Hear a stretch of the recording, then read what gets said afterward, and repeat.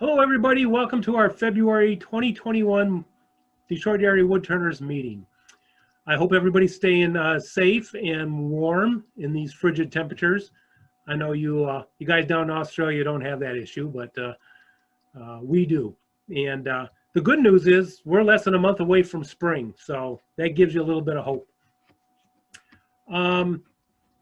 If you haven't seen it on our Facebook page, we have a member who's selling a General brand lathe 260-22. It's in mint condition. It looks like it's never been used, and he's got all the attachments to go with it and everything.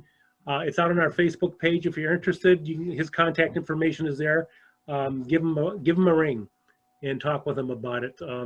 I think he acquired it in a house that he bought. So I just wanted to mention that.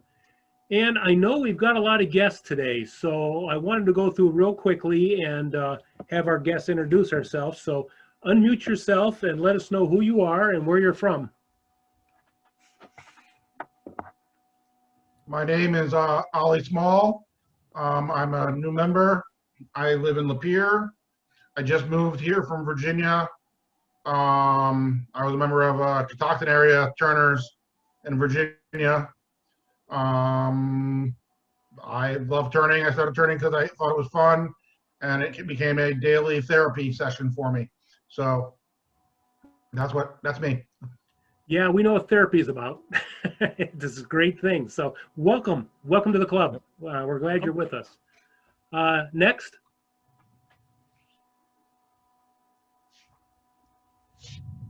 Make sure you unmute. Man, don't be shy.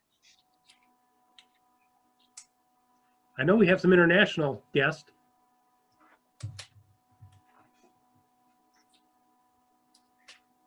Yeah, it's my first time here as well. I'm in the UK. And who's this? Paul Hannaby. Hey, Paul. Paul. Hi. Welcome, Paul. Good to see you. Yeah, we chatted last week on the evening meeting that I've been attending. Yeah. So glad you're here with us. Okay. Welcome, Paul. Hope you become one of our international members. That would be great. I know Paul does demos too, so maybe we can talk Paul into doing one at some point. There we go. There we go. Okay, well, welcome. Anybody else?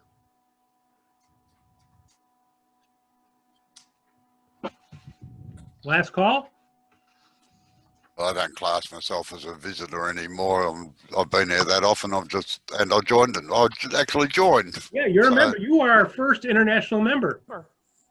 Thank you. Delighted to have you, Ian. Okay, moving on. I've got a serious subject I need to cover right now. And what I'm going to do is I'm simply going to read a statement that's going to be sent out to all the members along with some other information. But I'm going to read the statement because it pretty much explains it all. It's a message to the DAW members. It is with great sadness that I have to inform the DAW membership that we no longer have a home at the Pontiac Creative Arts Center. Uh-oh. They have been devastated by the pandemic shutdown and have had to completely restructure their business plan and what they do to be able to get grants to survive. Unfortunately, because of that, the costs were going to go way up for us as a tenant, and the rules were going to change in an effort to protect their art, and we would not be able to do any turning at our meetings.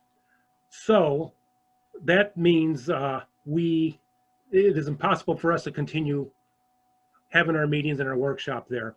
We had Roger Meeker handling the negotiations with them because he has a long history with them and a good relationship. But in the end, we could not work anything out. So ironically, if it had to happen, this is the perfect time to happen because we're not meeting face to face. So it's going to give us some time to for us to find a new home. All of our club property has been moved out in this last week to a storage facility in Waterford. So the board members have had to brave the weather we've had for the last week. I know I had to dig out the U-Haul truck at least once. But I'm asking the membership to help us by looking for a new place to meet. And Pontiac is kind of like a perfect location. So if it's somewhere in the area, if you know of anything, let us know. Bear in mind that our meetings are 70 to 80 people on average. We'll need a storage area and, if possible, an area to set up a workshop. A workshop can be worked out separately though. So I'm going to ask all the members to please help us out there and helping us find a location for our new meetings. And the sooner we do that, the better. I'm also asking the members. Rent or buy? Beg your pardon? Rent or buy? Rent. Rent. Oh, rent. Yeah, and that's something we can talk about as time goes on too.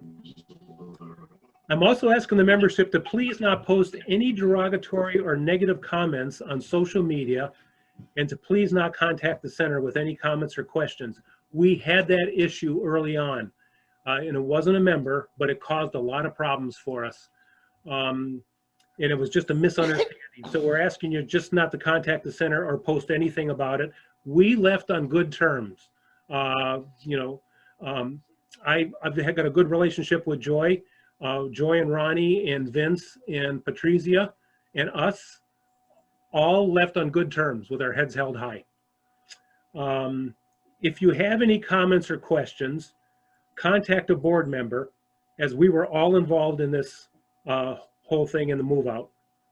We had a great run and we're leaving there on good terms, as I said. We're wishing them the best of luck. And I will send this formal letter out to everybody. So I want to take a few minutes here for anybody who has a question or a comment. Let's take some time to handle those. So anybody got any questions or anything? I have a question. Yes. Okay. So our new location, would we be able to allow our workshop to be utilized by someone else that might own the building or have the building? Could they utilize the lathes, etc.? I would think not, because that would be a very severe insurance issue. You got it. Yeah. So it would be for us only. And I'm imagining we'll be paying rent for that room. So we didn't allow it with the PCAC. The PCAC literally put together workshops for kids and stuff, and we ran it for them. So good question though. Any other questions? So Anybody know the mayor? I've got a client of mine that's over on Orchard Lake there. It's the Goldner Walsh Nursery. He has several buildings on his property, and he has a number of rental situations he takes into account.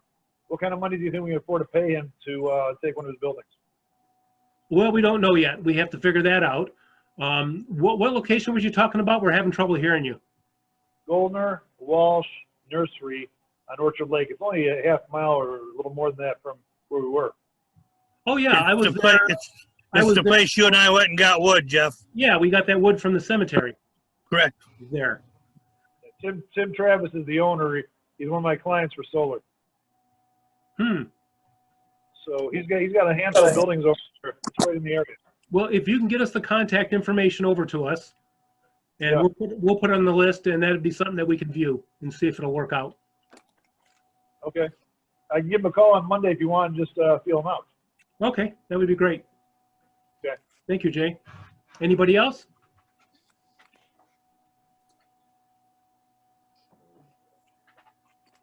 Any comments? Anybody want to vent or anything? Yes, but I won't. Okay. It's just one of those things, no matter where we go, we're a tenant. And so that means that we always have that possibility. We talked about the idea of buying, and that may still be an option, but we don't know. Lots of things are involved in that, like liabilities, taxes, utilities, and things like that. And we need to get into something that won't break us financially as a club. And the thing is, what makes it a little bit more difficult is the club has grown so much. I mean, when we moved in there, we had the stuff for our meetings and demos. Since we moved in there, we built a workshop with 7 lathes. and we had a bandsaw and drill press down there and everything. And, you know, it was a lot of fun packing all that stuff up and getting it moved out, but we did it. So if you come up with any questions or anything, you can always contact me by my email, jeff@cbjeff.com, or you got any ideas for locations, get the contact information and get it to us. And we'll put them on the list and check them out and see if they'll work out. So that was basically it for that. That was the bad news of the day. Good news Hey, of the Jeff, day. can I interrupt for a second? Yeah, who was that? This is Ollie Small. Hi, Ollie. I wanted to introduce you to another member. She just joined also with me, Hi my there. wife Nancy. Hi, Nancy. So I'm sorry to interrupt. She just walked in. Does Nancy and I wanted turn? to- Yes, she turns. Awesome. Awesome. Yeah, we're getting her a new lathe soon. There's a General 260-22 for sale. 950 pounds. Yeah, I don't want to move that. Yeah, you're gonna need more than just a little trolley. So, okay, so good news. We are an international club now. We have international members from Australia, the UK, Canada, and we have members from all over the U.S. Include I think the folks up in Alaska joined. I'm not certain, but I think the gentleman out in Utah joined. So we are a massively growing club, and we are an international club, and I find that very, very exciting. And that is in part because of Zoom, which, you know, a lot of people are afraid of, but Zoom has really brought us all together and kept this club viable and going. The other person I want to thank for that is Bob Elliott. Bob Elliott is the one who's brought in our international folks as guests, who eventually became our members. And Bob has gotten me involved in their meetings that they have almost every single night. I just join in one night a week. And it's exciting. It's really exciting to talk to people in the other part of the world and find out what they're doing with turning. So I'm very pleased with that. I'm very excited about that. And we talked at the board meeting about writing up some little blurb or something to see if we can get in the AEW magazine. So I'll keep you appraised on that as we work on that.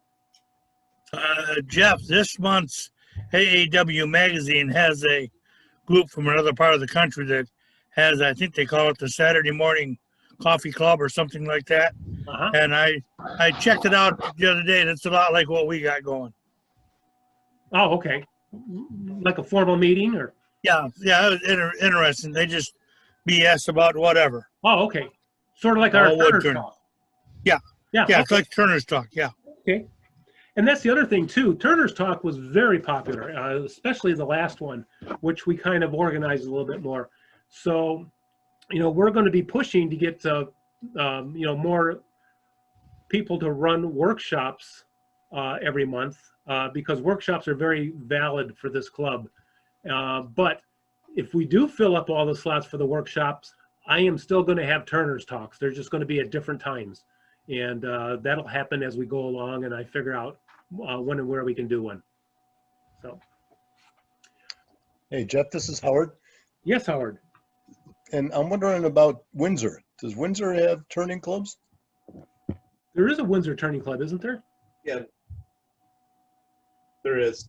Yes, there is. There's the Kent Kiowa. It's a Kent Essex turning group. Yeah. And Paul Gallant, or I can't even pronounce his last name. Yeah, Gallant has been running it. And I've been going to their meetings up until COVID. Yeah. And they're a great group of guys and gals in that group. And is Paul still a member of our club? Yeah, Paul is a member, Yes. but it's a quite a different feel because, you know, there's only 20 people, so everything is very close. It's a different feel than what we have in our group, which is nice too. Right. Okay. Well, I find it exciting. You know, that's the most I can say about that. So. Paul is still a paid member. Yes. Okay, great. Next item is scholarships. Kind of behind the gun on this. and that is in part my fault because I didn't remember it as we were getting ready for 2021. So here's what we're going to do. We've already got one scholarship request in. If you applied for a scholarship and got it last year, we had some scholarships for a couple classes, and we had some scholarship requests for the Turning Symposium, which didn't happen. And those classes didn't happen. So if you were approved for your scholarship last year and you want to use that again this year, we'll let you do that. Just you know, let us know, and we can work that all out, because we still have that budgeted from last year, and we don't want you to miss out on that. I know Phil was one of the people that had a class lined up. I think was it Aramont or something? No, Greg and I were going out to take a class with Jimmy Clues, and we're going to do it again in May this year. We've rescheduled, so we're still okay. Very good. We'd like to use that if it's available. Okay. Yep. And then for this year, normally you would have to have your request for a scholarship application filled out and turned into us by this meeting.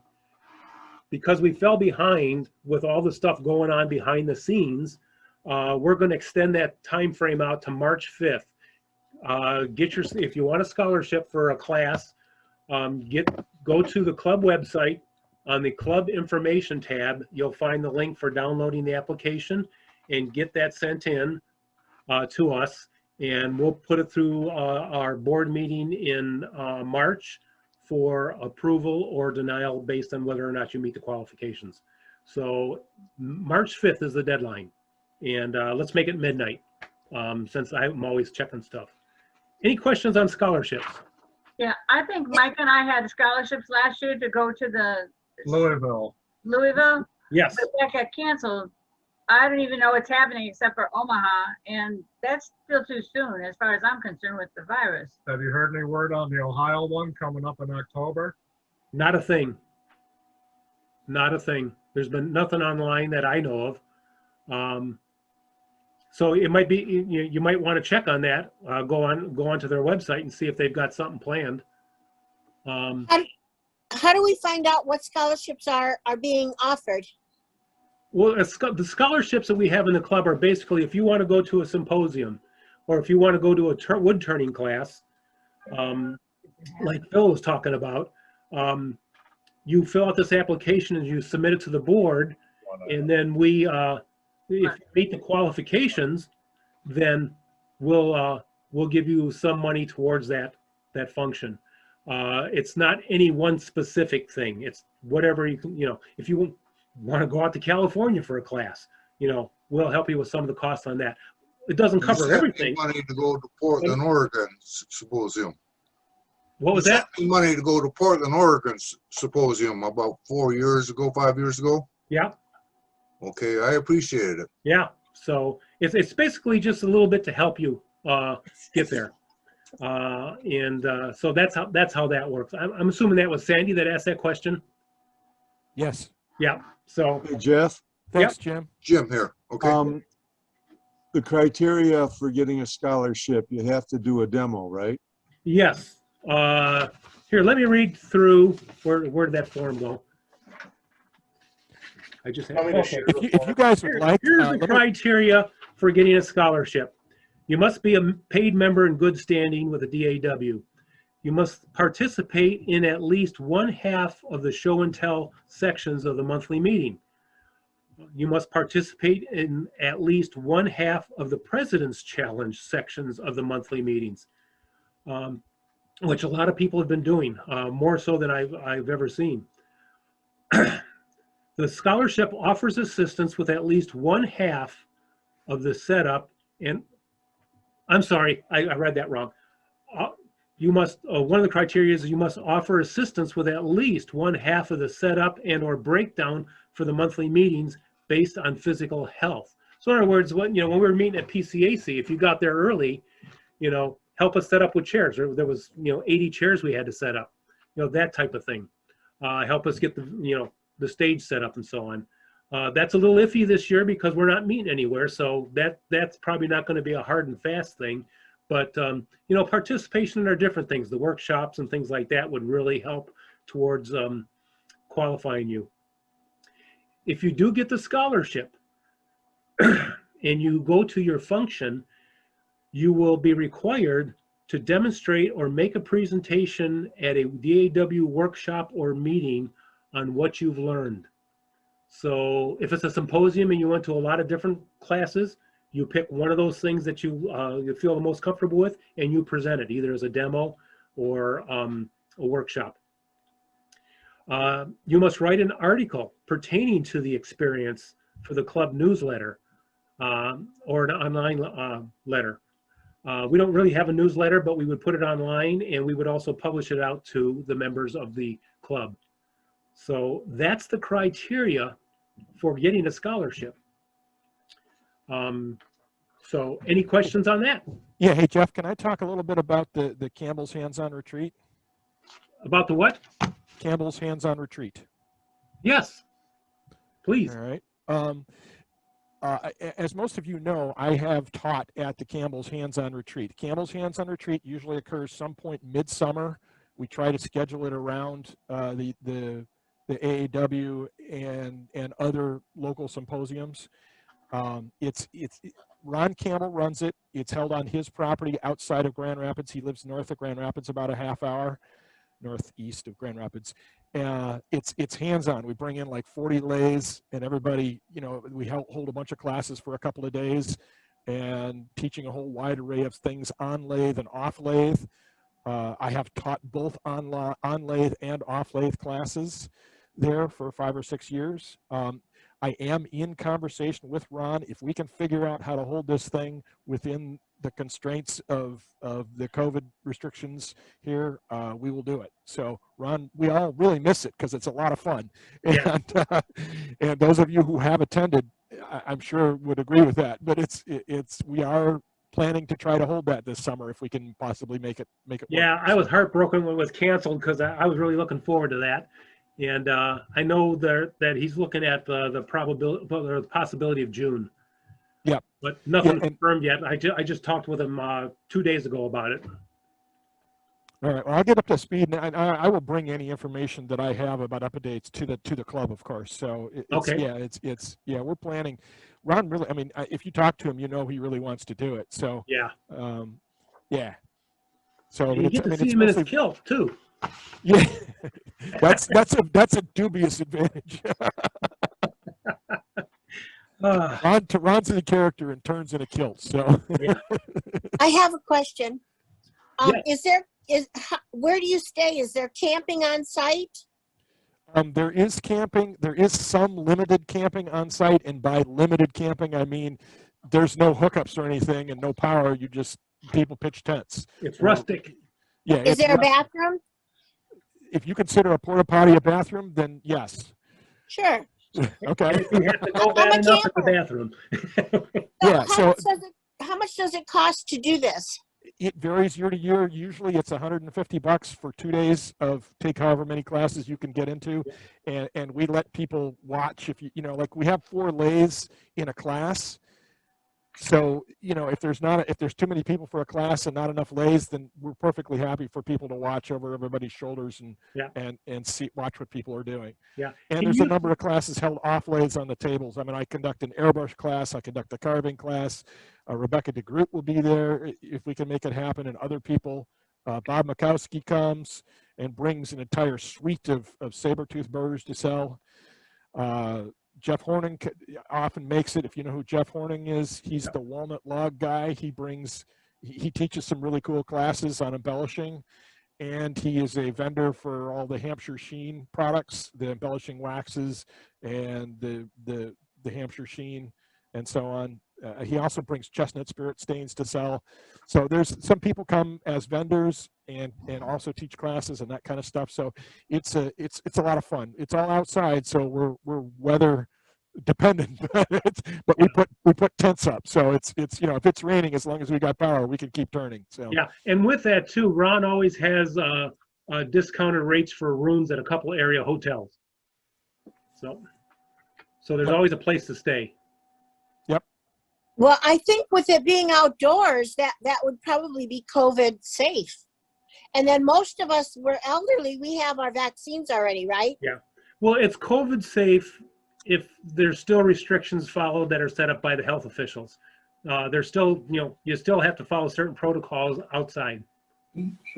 Yeah, we're still subject to the whatever the governor's latest. Yeah. Can I make a latest stuff comment is. about the show? For the price, you're getting a lot of nationally known turners to do the teaching. It's a lot cheaper than going to a symposium. And I know I've learned a lot at the number seminar. of And people it's have come in. hands-on. It's not just sitting there watching. Yeah, Right. a number of people have come in from California too. We've got a contingent that comes in from Texas. We've got a contingent that comes in from California. Sally Alt was there teaching. Janice Levi, whatever her name is, she's an amazing wood burner, and she turns and wood burns all sorts of things like medallions and bowls and things that are really, really cool. Cindy Navarro came in. We had some folks come in from Texas. Joaquin Vincent came in and taught goblets. And other people. So there's a very cool bunch of people. So, and they run me ragged. I teach, out of the 8 slots, I usually teach 6 or 7 of them. So it's. Yeah, I heard you were a very busy man at the last one.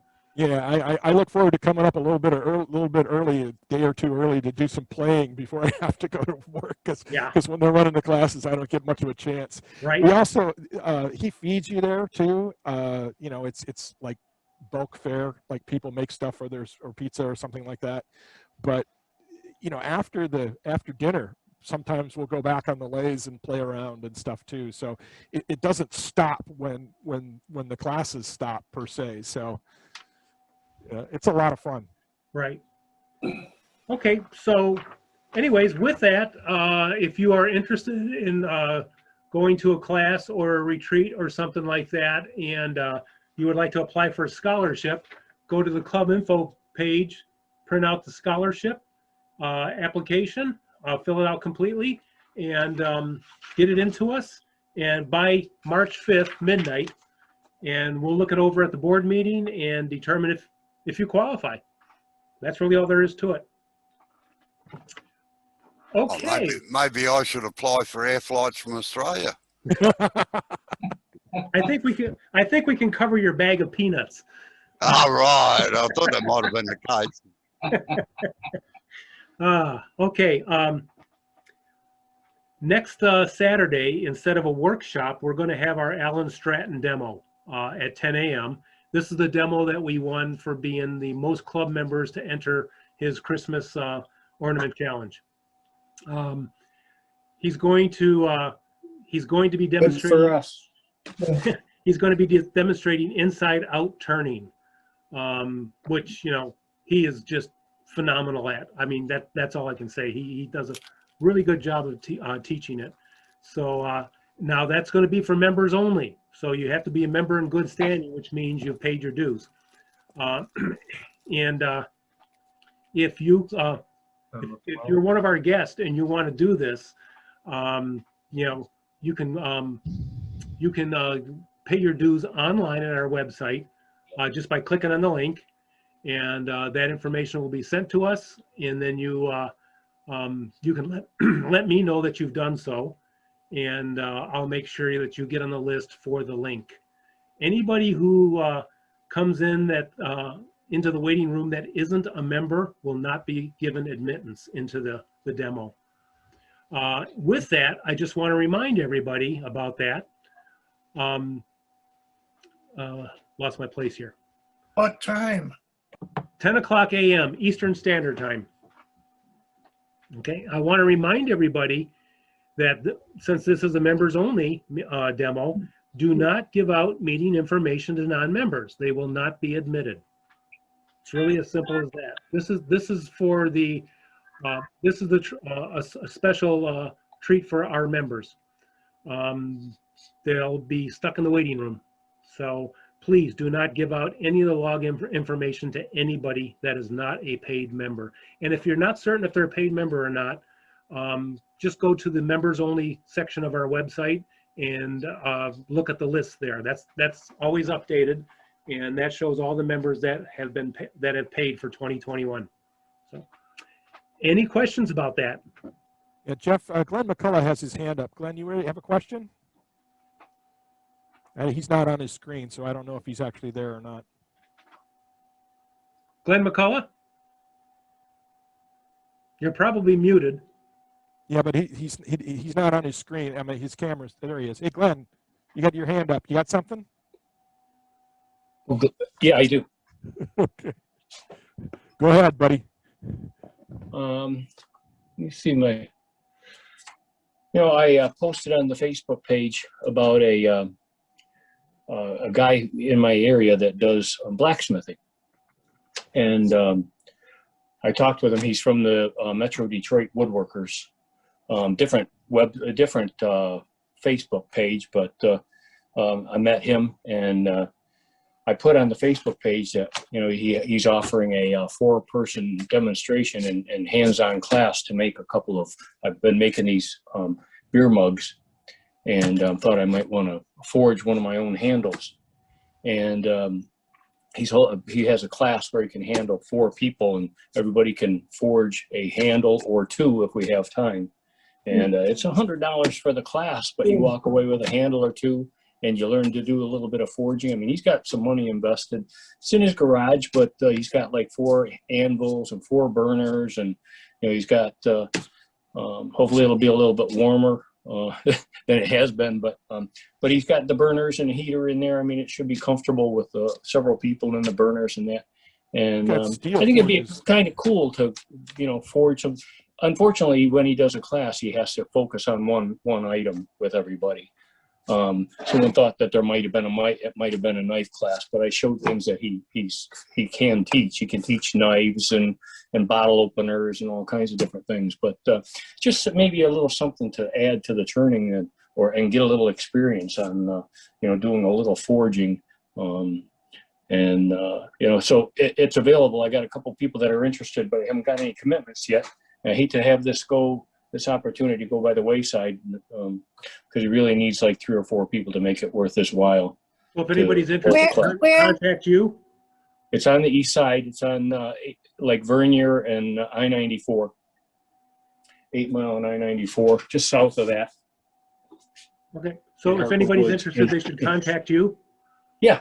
Message me or email me or call me. What's your info? Yeah. That's on the Facebook page, Sandy. Oh, okay. Yeah. Okay, thank you, Glenn. You're welcome.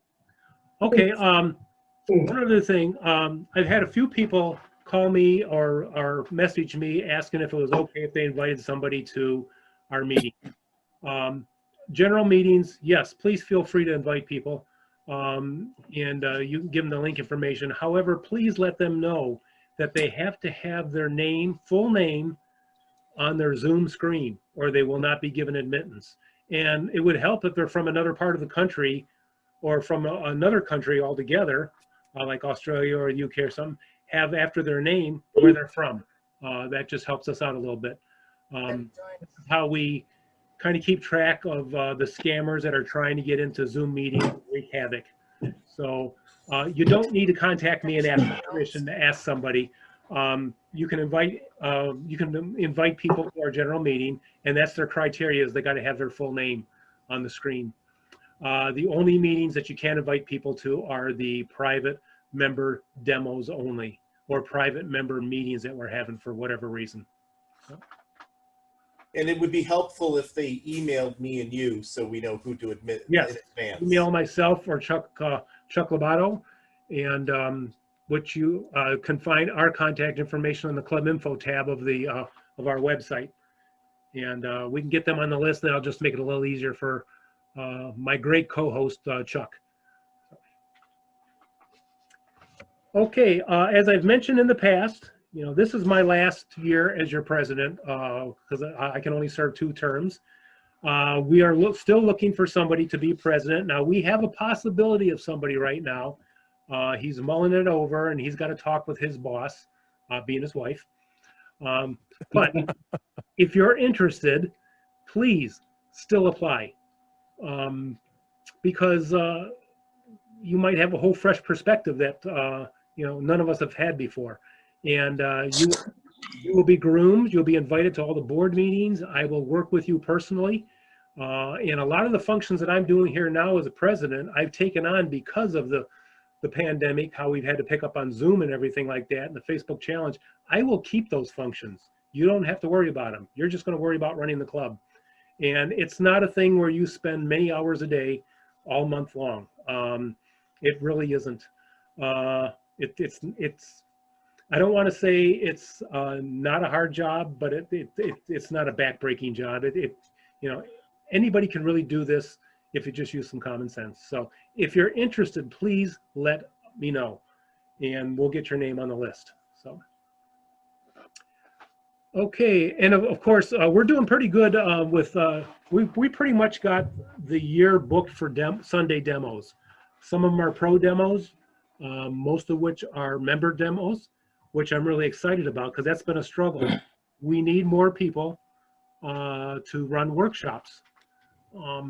Which is going to continue to be the Saturday after the meeting.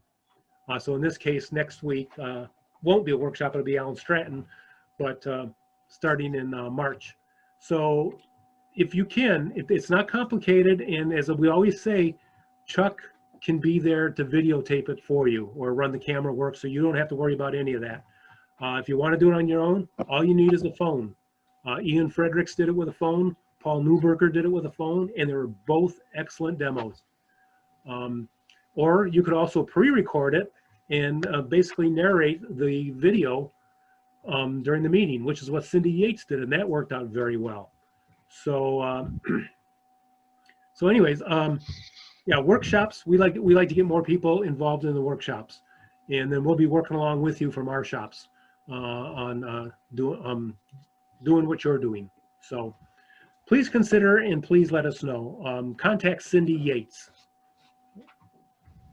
And I helped Glenn last month, and I just ordered an ATEM so I could swap screens and stuff. So. Oh, cool. Okay. I'm constantly getting people asking me about when we're going to meet face to face, and right now it's just like it was all of last year. I don't know. We have to wait for the officials to tell us it's okay. Now, I'm hoping, my hope is that before the end of the year, we'll be back together face to face in our regular meetings at a new home. But I think the vaccines are really what's going to speed up getting all these restrictions taken away. I just can't put my finger on the date because we don't know. I always said if I could predict the future, I'd be a billionaire and probably wouldn't be sitting here right now. So. And that's really all I can say on that. Just be patient. We're doing the best we can with what we've got. And I'm telling you, the board and the members are doing an excellent job of keeping this club alive. And I really appreciate it. What we are going to do, we talked about this last week amongst the board members. And what I think was a great idea is once we get the okay that we can have a group of people meeting face to face. If we don't have a home established yet, we're toying with the idea of renting a hall or something and having a meeting, face-to-face meeting where we have our show and tell and all of our normal stuff from the meeting, and may or may not have a demo based on what the facility will allow us to do. You know, it'd be a one-off type of thing until we can get the permanent meetings set up. And so I just want to kind of give that as a teaser. That's something we're thinking about for sometime this year. Jeff, can't we do video demos even if we can't have a live demo? That's a possibility. It's one of those things, like I said, we just started talking about it, and we'll work it out.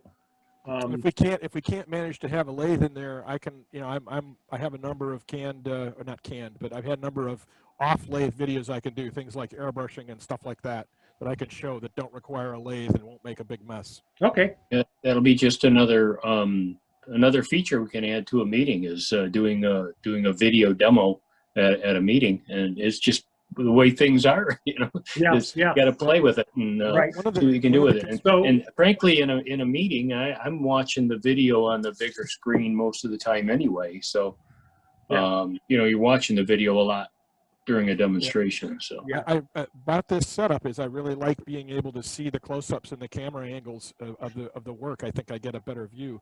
So I think that when we do this, I mean, I'm happy to show up in person, but I think that we should actively work to try to continue to broadcast it on Zoom so people who, you know, like Ian from Australia can join in and so on, because I think that that's a huge up level for the membership. Well, when the day comes that we are in a new home and we are meeting face to face again, Zoom will continue. It's going to be a major part of our club.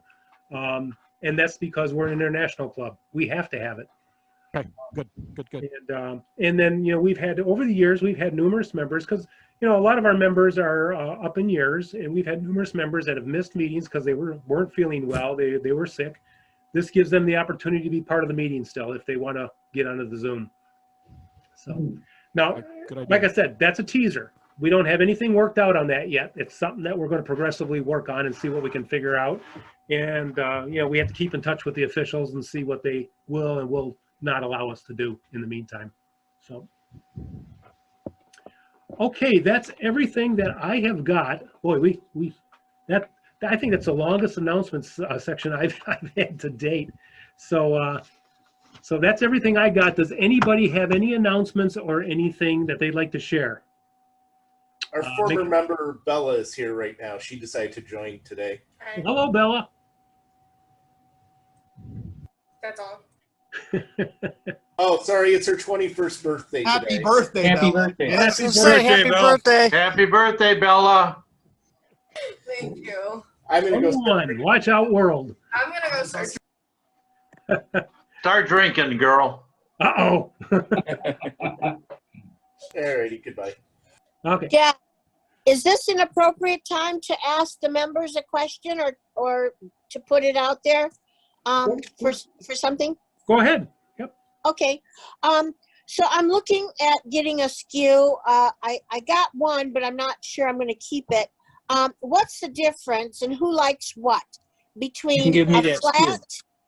a SKU between a flat, a rolled edge, or an oval? What are they? What's the difference? And I'm talking about maybe 1 inch or more. I can answer that if you like. Thank you. All right. My preference, and I'm a professional wood turner and a production turner, my preference is a 1 inch skew. I prefer just a rectangular one, not a curved edge on it, a straight skew angle rather than a curve down around the outside of it. Oh, I got one here actually. I'll show somebody else. Similar to that sort of shape, and you take these edges off here, but you would probably find it easier if you got a round edge one. They are far better than these flat ones because you've got to take the edges off them, otherwise they dig the tool rests in. But as I said, that is my personal preference when I'm teaching and showing people how to use the skew. Oval skews are very, very hard to sharpen unless you've got jigs for them. And anything under an inch is a little bit hard to control in some situations. So that's my 2 bobs worth anyway. And that's about the best advice you're going to get from anybody who knows anything about skews is Robbo.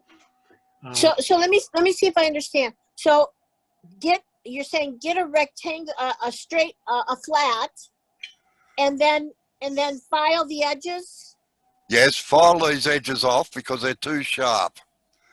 And they'll end up, well, if you use one a lot, you'll end up cutting your own fingers. But what it does do is gouge out the tool rest. It acts like a scraper along your tool rest and will gouge them. So you just get, well, I use a linisher or a sander and sand these edges off so that they're nice and smooth, so they're not sharp at all.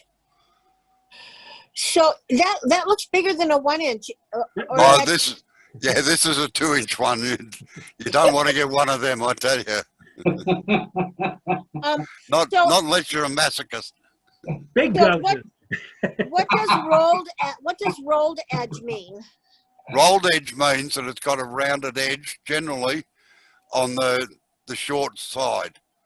Like that's the long side. This is the short side down here because of the angle on the skews from there to there. So this edge here is rolled so that it rolls along the rest nice. It just slides smoothly. Now, there are some manufacturers that roll both edges, and probably for a beginner they're not bad, but I prefer a flat edge because I do a lot of marking out with the scooters. I'll use a lot of V-cuts and things. D-Way tools machines their edges.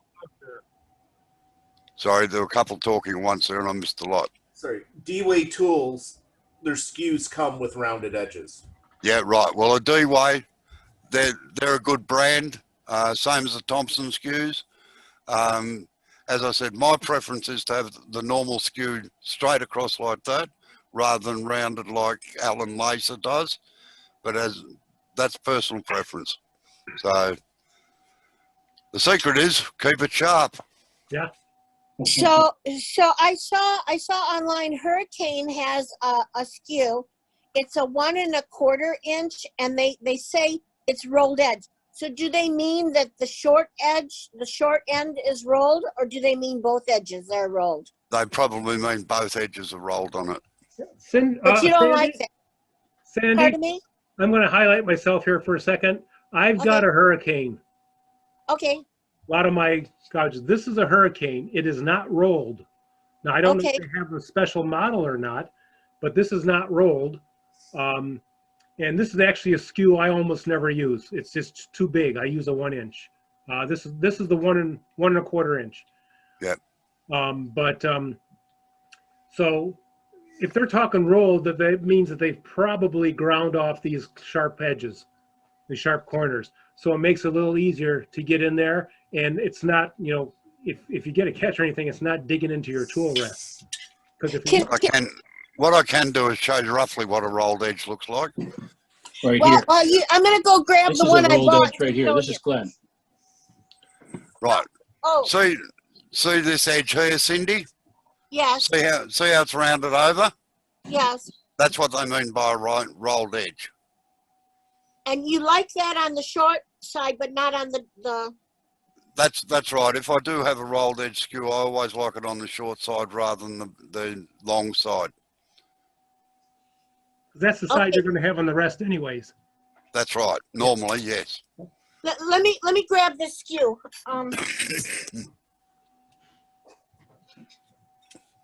Fine, Sandy. Pretty highlight Glenn. He's got one of them too. Yeah, this is a Robert. This is a Robert Sorby. Yeah, that's an oval skew, I think, isn't it? Oh, can I? Yeah, there's an oval skew. Who can I see? Yep. Who's talking? Glenn McCullough. Yeah, Should be highlighted. There we go. That is an oval skew, and I do not recommend that anybody uses an oval skew. I cannot say in an open channel what I think of oval skews. I've got one and I do not like it. I find I hate the things. That's the only one I use. Really? Yeah. Yeah. I guess it's all in what you get used to using and Right. comfortable with. Right. I found it was I got horrible catches with it, and that was probably me and lack of tool control. So. Yeah. So who makes the one you're talking about with the 1 inch rectangular straight? Who is that? Thompson or Dewey or? D-Way makes a rounded over. Who? No. The one he was talking about. The D-Way, I think, have one. Yeah. Thompsons have one. Okay. I don't know about anybody else. Which one have you got there, Cindy? I'm gonna take it back from based on what I heard. It's And Jay's got one as well. Jay's got a Thompson up there. This is a Sorby, and it's the oval. Yeah, right. Yeah, send it back. That's my personal opinion. Yeah. So is it D-A-W-A-Y? D-W-A-Y. Yeah. Pardon me? D-W-A-Y. And then Thompson. So I could just Google both of those? Yes. Mm-hmm. So do I want a round edge on the short side? Can I ask for that? Or do I want to do that myself? No, no. If you ask for a rounded edge one, they will have them rounded. Some manufacturers, the English manufacturers, have rectangular ones most of the time, with a square edge. But Jay can probably answer what the Thompson one's like best. Up the top there, if you'd like to highlight him, please, Chuck. Here we go. There you are. Now just hold it straight onto the camera, please, Jay. See the rounded edge on the bottom there? Well, that's Yeah. nice. That comes like that? Yeah. Yes. Yep. There's The another one. first one I had was my L Lasser, my absolute favorite SKU. And surrounded by them also, used it for 10 years at least. Okay, so there you go. Very nice, Jay. Thanks. Thank you. So you all set, Sandy? Thank you. Yes, Okay. very nice. Thank you. Anybody else got any announcements or comments or anything? Okay, we're going to move on to our very favorite part of the meeting, and that's our demo.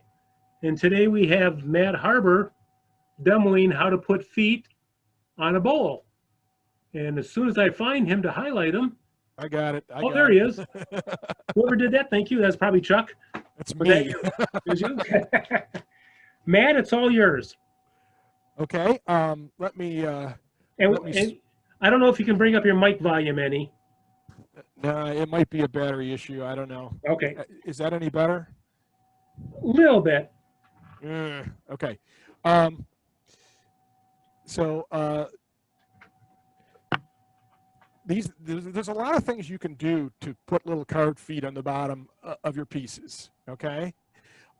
This piece here that I'm showing on this is a piece that I did years ago. I was experimenting with foot profiles. The bits and things you see in the background are all saber-tooth burrs and wheels. So these are some of the things you can do. Piece number one here is a piece that I saw. I saw this in, I don't know, a woodworking magazine or something, only it was square, and I thought, you know, I could do that in round. So I did that, and I just left a little bit of feet on the bottom. Number two is a table. This is not something I did, but this is also an option for feet on the bottom of your piece. And number three is what they call stump legs or carbon legs, cauldron legs, and you can do them this way too, on the bottom of a vase or a bowl or whatever. So there's a lot of different ways you can make feet. Let's see. So here are some of the notes. They can include any number. You can have 3 feet, you can have 4 feet, you can have 5 feet, and the basic premise behind this is that the bottom of the feet is turned on the lathe and it's level. So it doesn't matter how many feet you have because it's all still level. It always sits flat on the piece. Now, commonly people do 3 feet because even if something warps or something like that, then it still sits at least flat. It doesn't wobble. So you can either do the initial layout by eye, or you can do it with a lathe index, or you could do it with compass points or a protractor. And I find it helpful to mark out which parts are to be carved away so that you don't carve away the parts that you want to leave. So you can do the carving on or off the lathe. You can change the shape of the feet if you want while you're doing the carving. So I have done this. Usually when I screwed something up. Okay, we're doing it differently now, folks. They call that a design opportunity, right? There's, as shown in the pictures before, there's a wide variety of feet and shapes that you can do, and you set that profile up when you're turning the area that you're going to carve away. So, and one of the things that you can do as well is that you can remove bad or undesired wood by carving away the piece. Now, what I'm gonna switch over to this view here. This is the piece that I'm going to demonstrate the first section. It's just turned around, and I put a tenon in the bottom, or a recess in the bottom with a Forstner bit. Okay, it's a 2 1/8" Forstner bit. I know it fits my my jaws. Y'all have seen this little thing I keep on my tailstock. This fits in the recess here, so it fits. Note on this piece here that I've got some cracks. Okay, So when I set my legs up, I'm going to set a leg up here and a leg up here and a leg up here, and I'm going to carve away this stuff with the cracks on it. All right, back to this. And the goal when you blend in the bottom of the piece is to blend the sides of the piece with the bottom. So when you turn out the bottom, you're trying to line it up with the parts that are outside the feet, the interior with the exterior. And of course, whenever you're doing any carving, don't carve too deeply. Creep up on your final lines. The last details can be made with sanding, either by hand or under power. So, you know, don't get too crazy when you're doing your carving. So here's the steps. I use a recessed mortise to hold the piece in the jaws, and this is because I'm going to cut out that section anyway.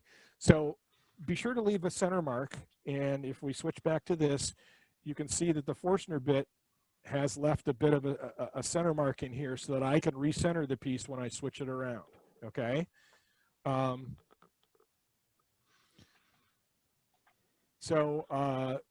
first thing I'm going to do is I'm going to define I'm going to mount the piece on the recess, and I'm going to define the outside of my bowl and the outer shape of my legs.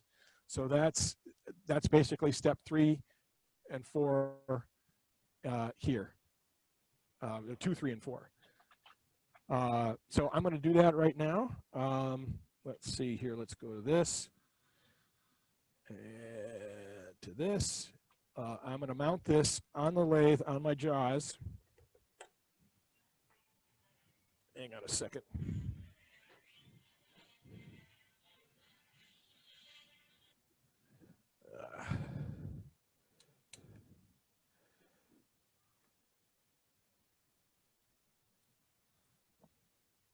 So this is now mounted on my jaws. Any questions so far? Any questions? Nope. All right.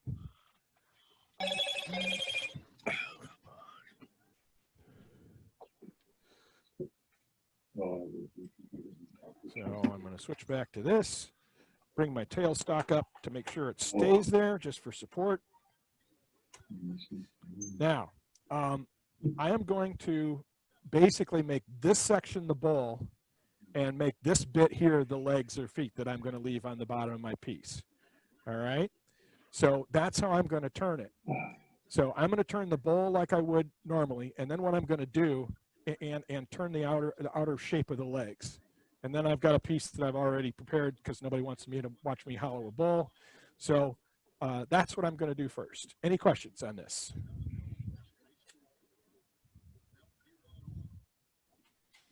All righty then. Away we go.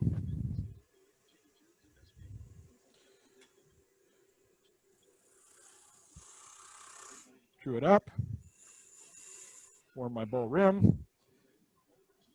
Okay, I want my legs to start here.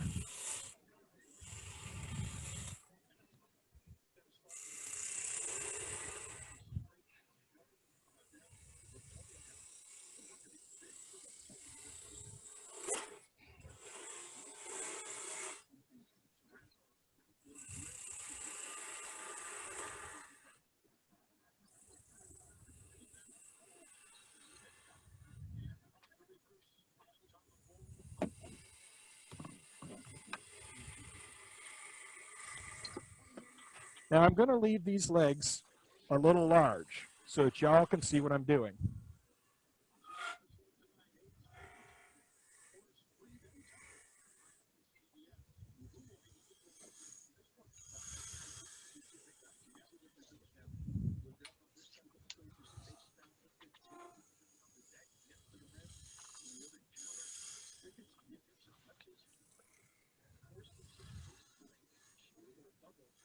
And these are, now let me turn this off a little bit, make this smaller.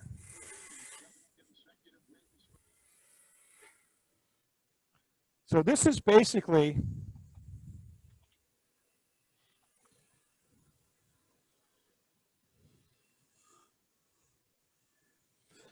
This is basically what my piece is going to look like. These are going to be my legs down here, and this is my bowl. At this point, I will take away the tailstock and hollow out the bowl like it would any other normal bowl. Okay? And any questions so far?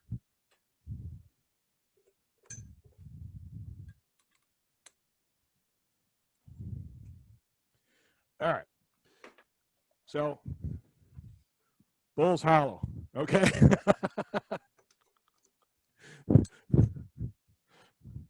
Like magic. Like magic. That's right. So now what I could do here, I don't know if that'll work or not. Let me see if it will. It might work. Just for the sake of expediency, I'm going to hold this.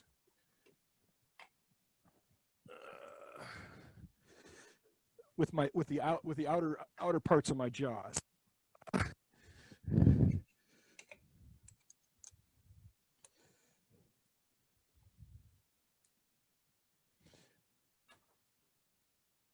I would normally do this with a vacuum chuck. Okay, so I think that what I'm going to do is I'm going to turn this section away here and maybe turn it a little tighter in here. So I'll do that.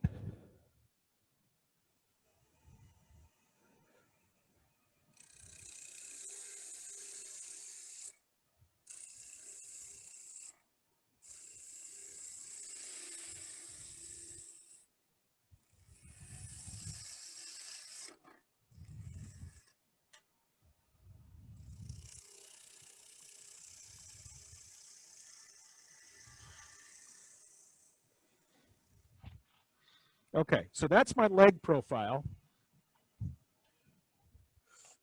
And now,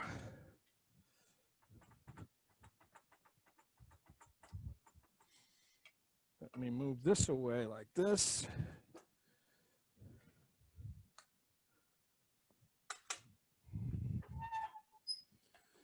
All right, I'm going to try to move to this view.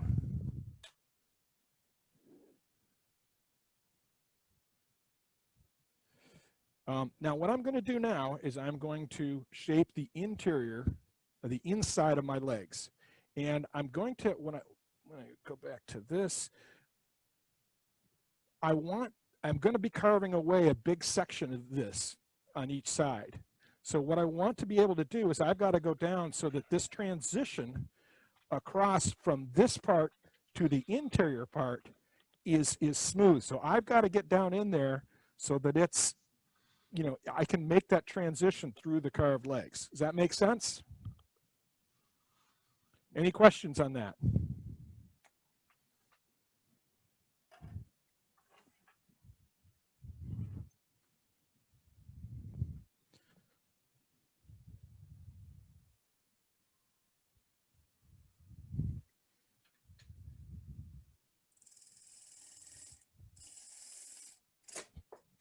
Yeah, there we go.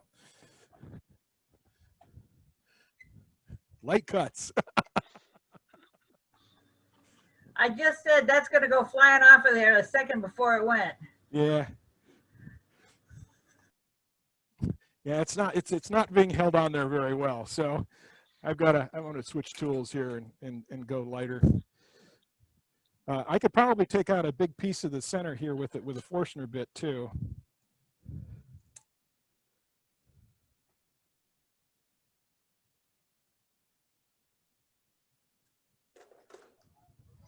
Matt, you could also hot glue that sucker on. Yeah, there's a lot of ways to do it.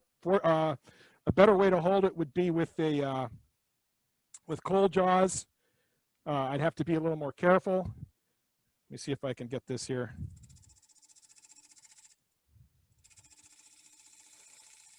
And I may end up doing that.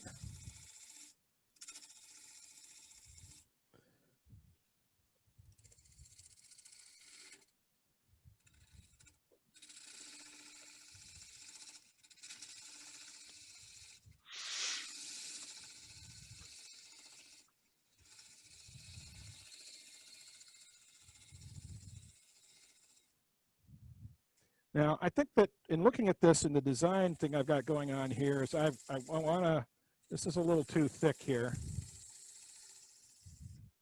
So I'm going to cut this down a bit so I can go thinner.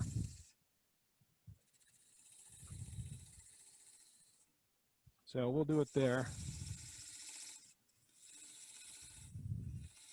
Now you can hear the ticking because I've got a crack in here.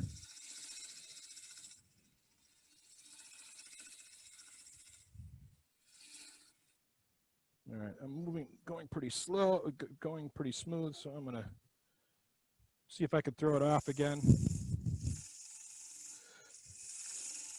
And I'm just basically gonna take this down little by little.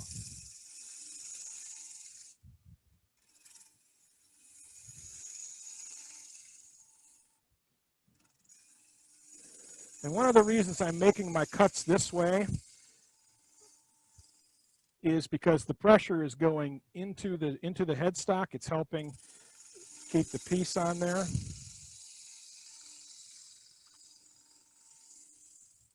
And I'm watching my outside contour here.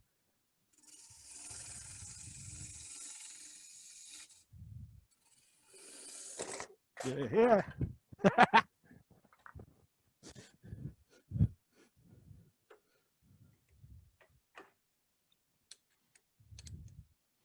And part of the issue is that the piece has got some cracks.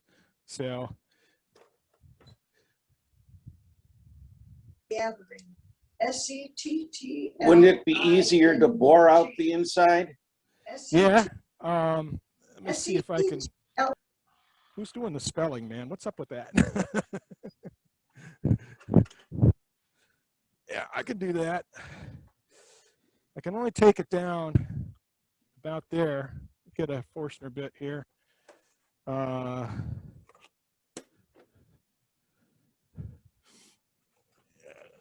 right, this is a Jacobs chuck. Hey, Matt, I think this calls for duct tape. We can do that too, Phil. That might not be a bad idea. No, it's called chicken tape. Chicken tape. Yeah. So it doesn't fly off. That's absolutely a great idea. We're ducking it, where I'm masking it or whatever. Go nowhere, thou shalt. You're chickening it.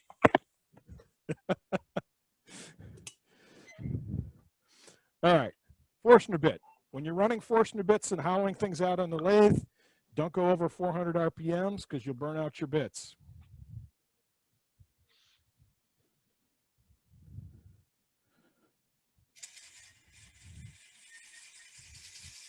Now, one of the things you got to be careful of is that you don't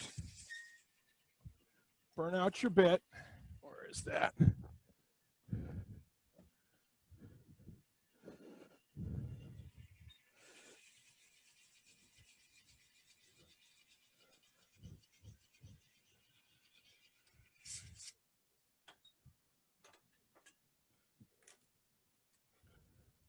So one of the things that I do here as well is I put a little beeswax on here when the thing heats up a little bit,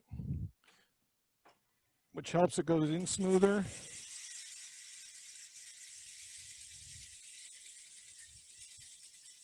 And you also got to be careful. Make sure you're aware of how your the diameter of your Forstner bit isn't going to impact on your you know, to turn off your legs, your feet.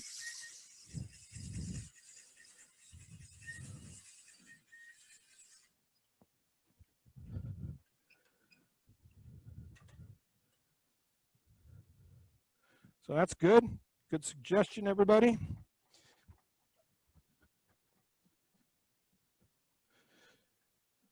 Rule number 55 is don't leave your Forstner bit in the tailstock when you go back to hollowing, because that's a recipe for poking holes in your elbow.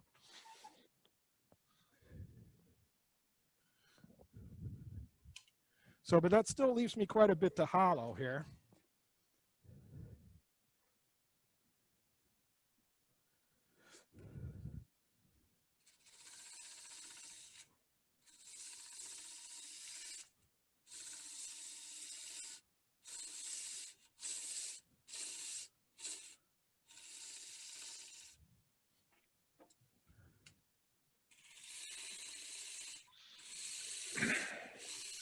Any questions while I'm doing this?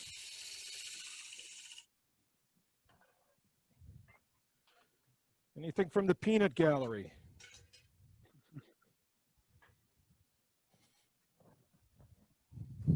Nothing in chat, Matt. Okay.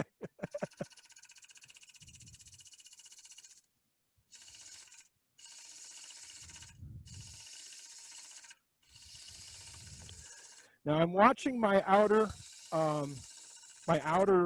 radius here while I'm doing this. As I'm carefully watching my outer radius to make sure that I am not getting too close to it, because I don't want to go through, because that would be bad. That would wreck my legs. So.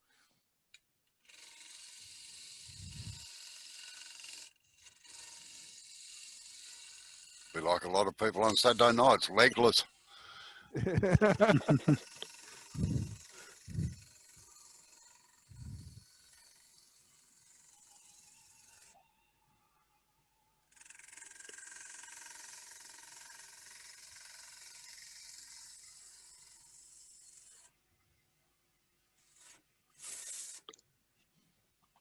What kind of wood is this?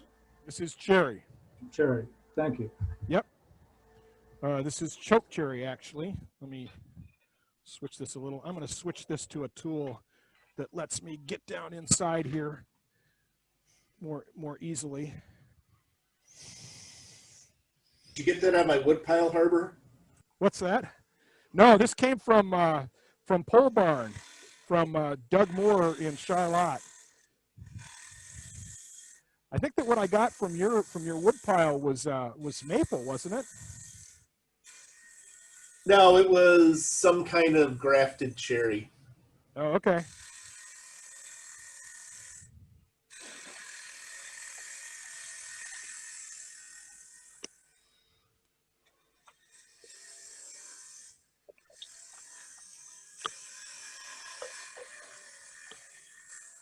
What tool are you using, Matt? This is, let me switch to, oh no, let me switch to this view here. The overhead view. Oh, that's not what I wanted to do. This tool is a ball end mill inside a steel rod. Okay, it's got a grub screw in it. The thing is this long inside here. So basically a steel rod bored out to hold the tool. It's a ball end mill, 2-fluted ball end mill. It's a metalworking bit. And basically it's got the perfect angle to give you a shearing cut. So this is my favorite tool to use and I'm basically just it'll self drill, so I just pull it out like that. This is my favorite tool to use on goblets and stuff.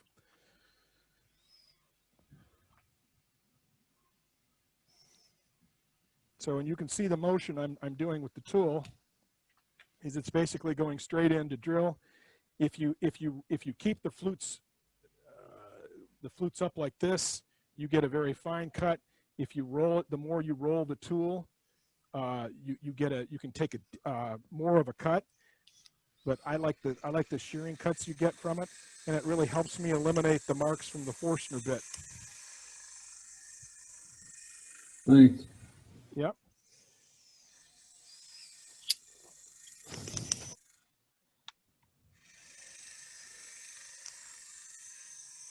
Jay, do you have a question?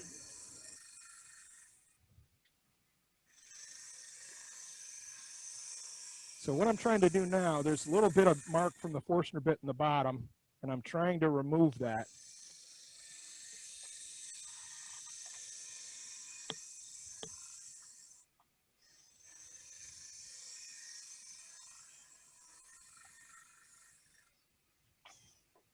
I'm almost there.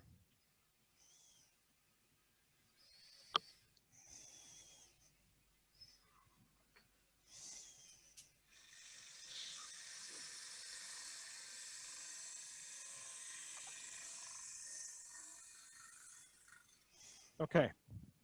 All right. So what I've got here is I have a big crack here. that I want to get rid of. Let me switch to this view. So I got a big crack here I want to get rid of. And I don't have, so that's the only real bad spot. So what I'm going to do is I'm going to say, all right, I want feet here. And then I'm just going to eyeball it for the sake of argument, but you would do it, if you want to do it precisely, you can do it with a compass or, so here, let me pull this away. So here, here, and here. So, and let me get a ruler here. Let's say I want those to be about, I don't know, 1/4 inch wide or so. So let me just, and I'm just eyeballing these. It's about there. So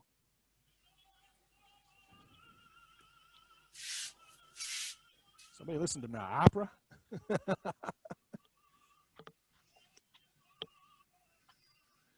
So this stuff is going away.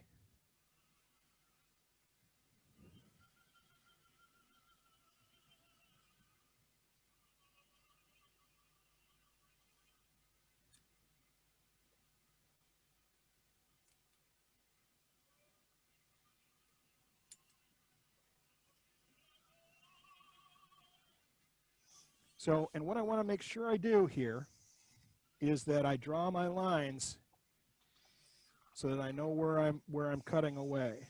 So I got a line here,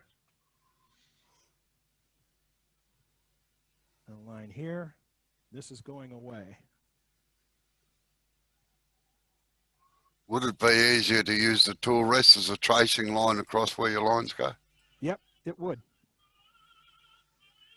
I don't think my tool rest will fit in here. No, do it on the outside. Yep.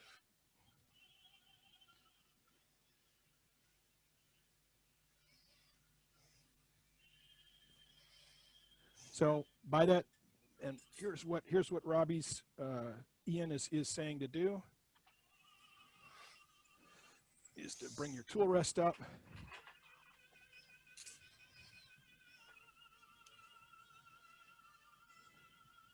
So I got one line here.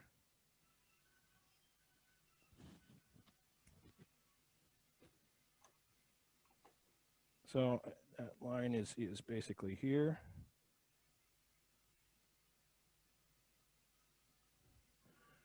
I got another set of lines here.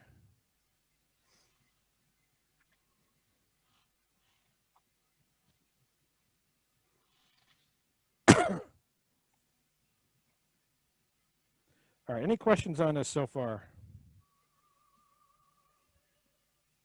Do you use your indexer to equally space those feet as well? Yes, absolutely. All right.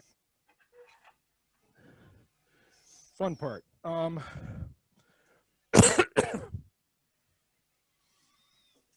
do a lot of my primary carving with my Fordham. So the Fordham has a foot pedal, and I'm going to use, this is a saber-tooth burr. It's the yellow one, which is the fine. And basically what you're going to do is you're going to carve away the stuff you don't want. So you can use, if you've got a stop on your lathe to lock it in place, that's helpful. When you're carving, I recommend using what they call a 3-point stance, which is the tool, the bit is one of the points, your other hand is the second point, and your carving hand is the third point. And you put those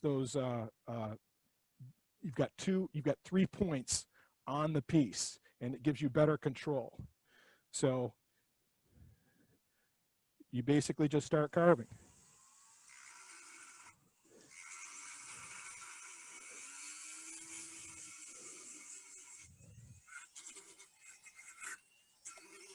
Matt, wouldn't it be easier to use a coping saw and get rid of the wood and then, You can do that. I have used a number of things. One of my issues with using a saw, and I've got saws I can try and use here, is, matter of fact, I've also used a bandsaw. One of your issues is that the legs can get kind of thin, okay?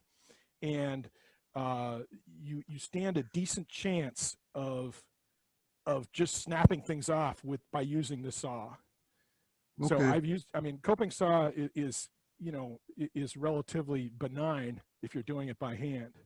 I try to not do things by hand. I try to use carving tools if I can, power carving tools, just because it's a lot less work. Matter of fact, let me switch to.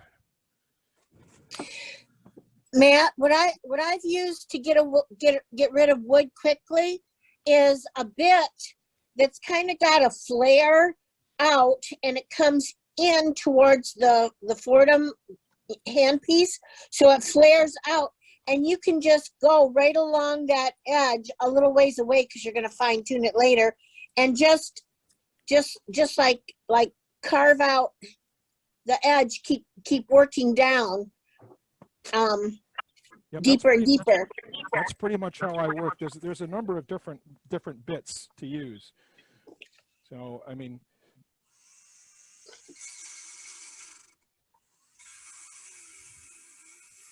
Can I add something? Yes, sir. Put me on the phone on the picture for a minute. What's that? Highlight me for a second.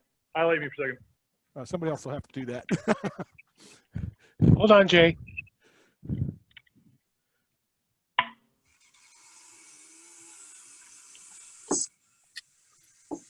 These guys here work great for that kind of an application.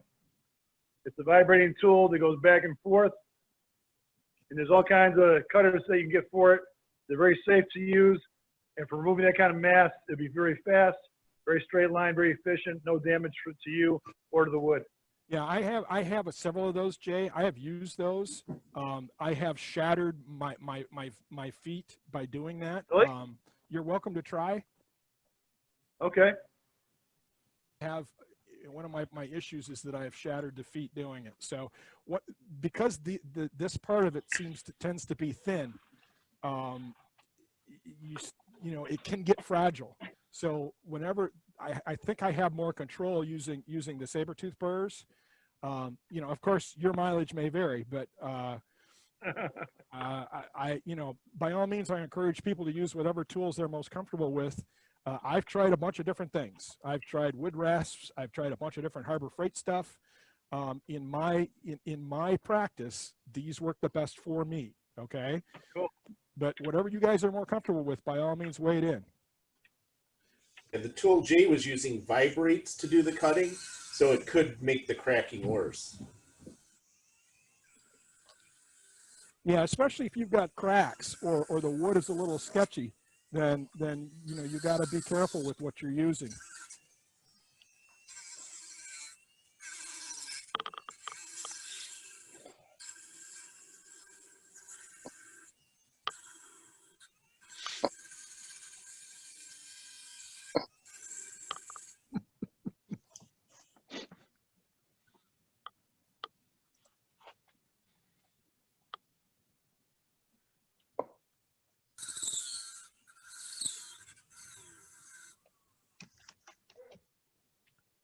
Yeah, I hear you. I've got dogs commenting too.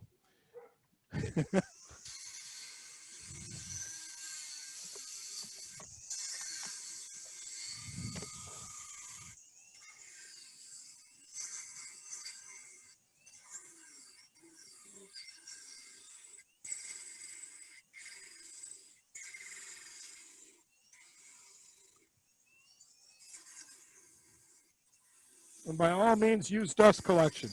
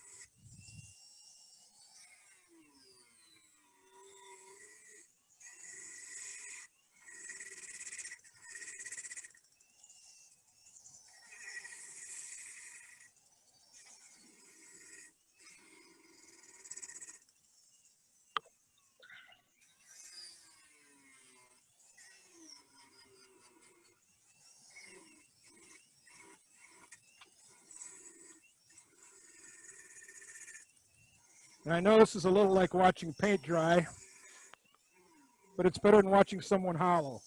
I was thinking of watching grass growing, actually. Yeah, what's that grass stuff? I heard it's green. We don't get that. It is. Yeah, we have it down here in Australia. We don't have white stuff.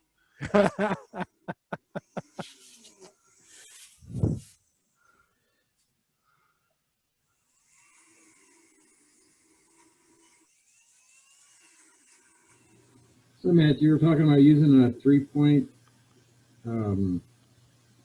holding on that. I only see your 2-point there, right? Is there? So I've got 1, 2, and then I've got, you can't really see my back fingers on it here.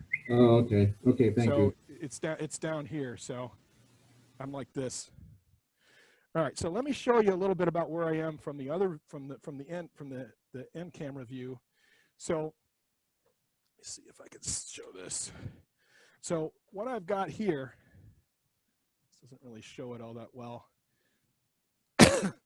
That's a better view. Okay, so what I've got here, so when I did my hollowing, I took it down to where it looked like this was close here.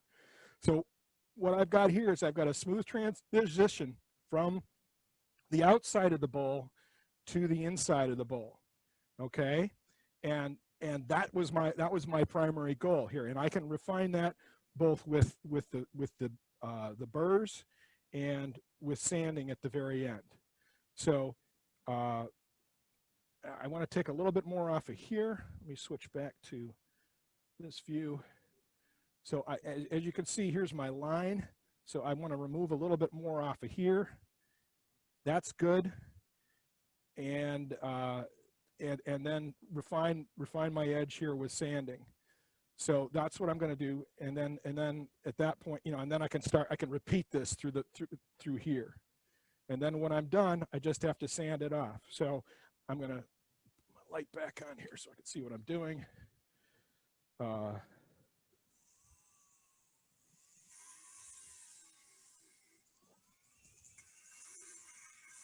trying to keep my carving square because I want my legs to be square.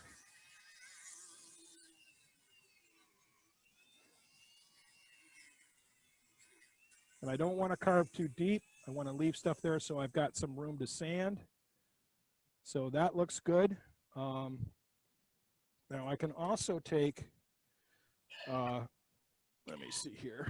Jeff, Jim Strohmeyer just texted me. He needs to be let back into DAW. He left for a minute. Okay, thank you. Thank you.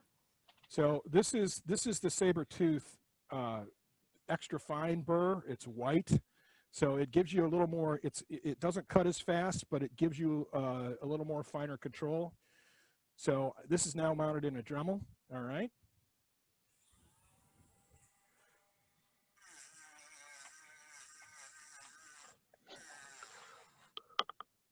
Yeah.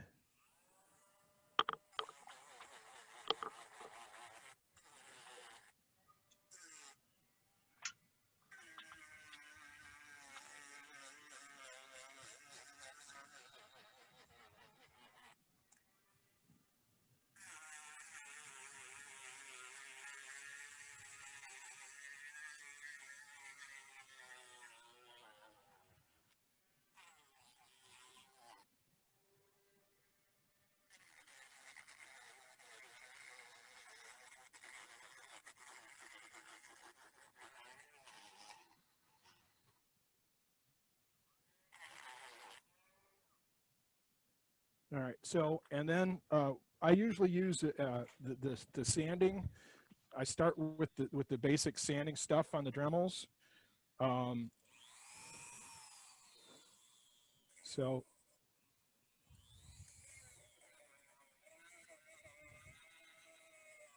and you use that to clean up things and refine your edge here and refine your legs.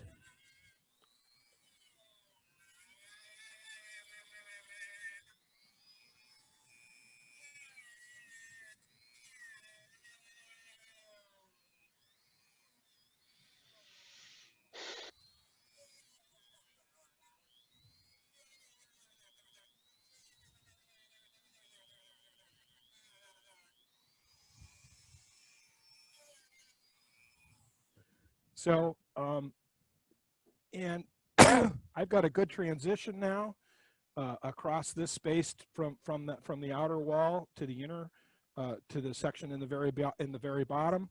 I've got some good smooth legs here on the side of the leg. And my final sanding step is usually with the sanding sleeves. Let's see here what I do with that. There it is. So this is a sanding cylinder. I don't know what I did with where I get them from. You can find them online. And this is 400 grit paper, cloth paper that you wrap around it. I do these on the Fordham because that's what I got the sanding mandrels for. I use them in a wide variety of applications. But basically I use this 400 cylinder, and it's got there's a little bit of a foam liner in here that the sanding paper is on, and it's on an aluminum cylinder in here. And I use that, and I do that like this around here, around the legs, and this gives me smooths out all my sanding marks, smooths out all my carving marks.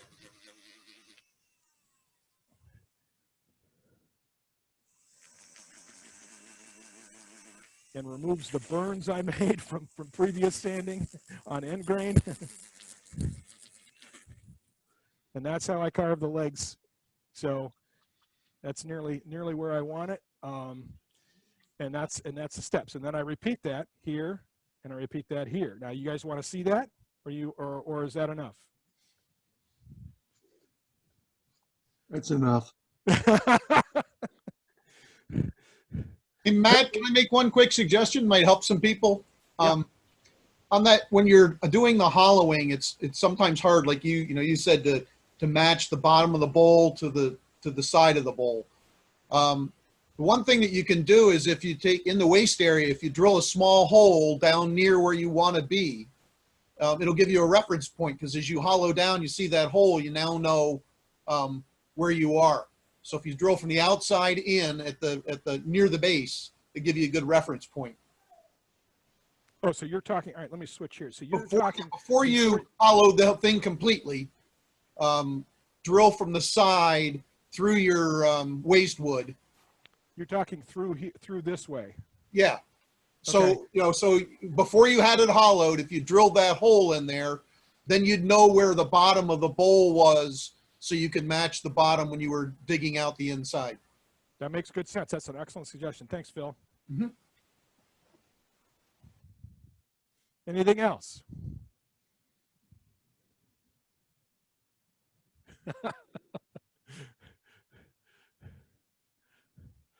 All right, well, go to Bob Mikowski for your saber-tooth needs. I love the saber-tooth bits. They're the best of everything I've tried to use. So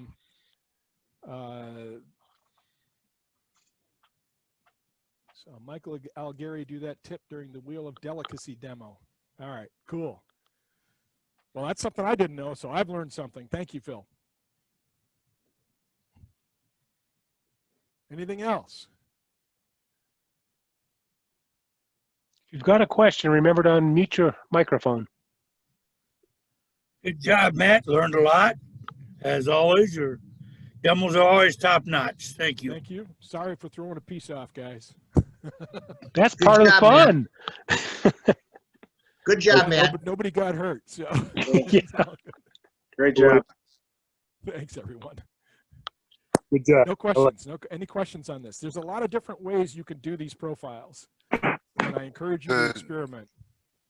Sorry, Matt, to just demonstrate what Robert was saying about drilling a hole through the thingos, I use these in demonstrations so that you can actually see the tool working inside to get the angles and everything. So you drill a hole like that through your waist side so as you can see inside the bowl while it's actually rotating, and you can get the bottom all around the side there. That's it's a because great while it's tip. rotating, I had not thought of that and hadn't seen anybody. That's a great tip. I love it. That's a great idea. Thanks, Ian. no worries.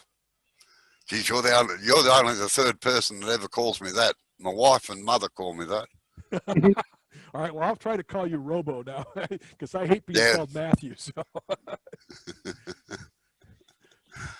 think you're in trouble. All right. Anybody else? Anything else?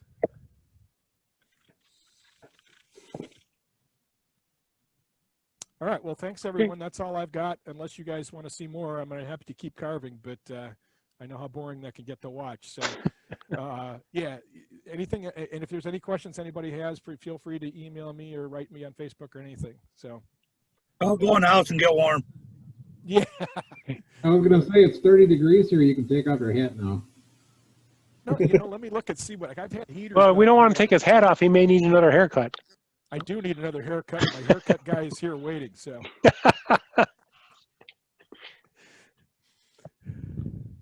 Good demo, Matt. Thanks, everyone. Thank you, Matt. As always, an excellent demo.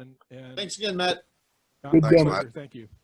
Okay, we are going to move on. Thanks, And Matt.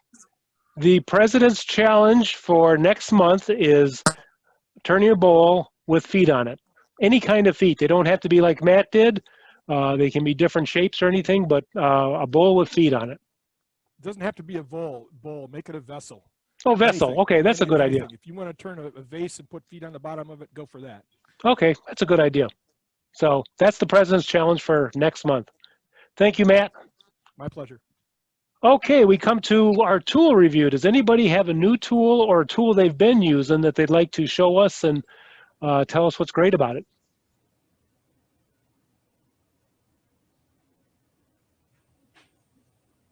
I have nothing new because I've been very frugal lately. Yeah. Same here. Last call. Anybody got a tool to review? Okay, then. Next we go to... Hey, Jeff, hang on just a second. I'm going to dig up one of those extra bits and show that so that people can see what the inside of it looks like. So okay. That tool that I was using. So yeah, come back to me in a minute. Okay.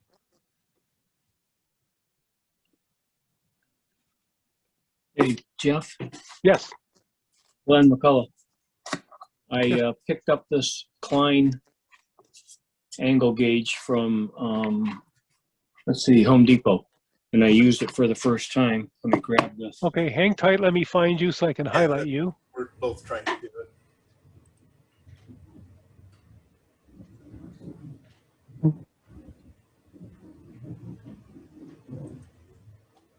There he is.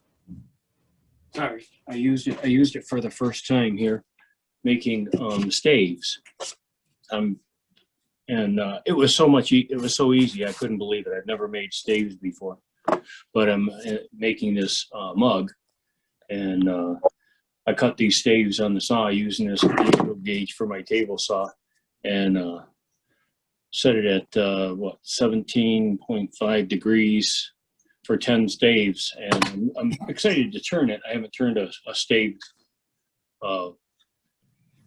mug before, or any kind of hollow form, but I'm excited to get this started. But nice deal picking up an angle gauge for the saw, and it works great.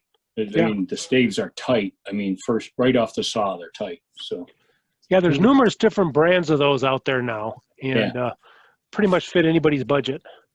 And they are great. Mine is like the third rated that I saw, and it was local. I like to buy things at brick and mortar stores if I can. So I got it from Home Depot, and yeah, it works great.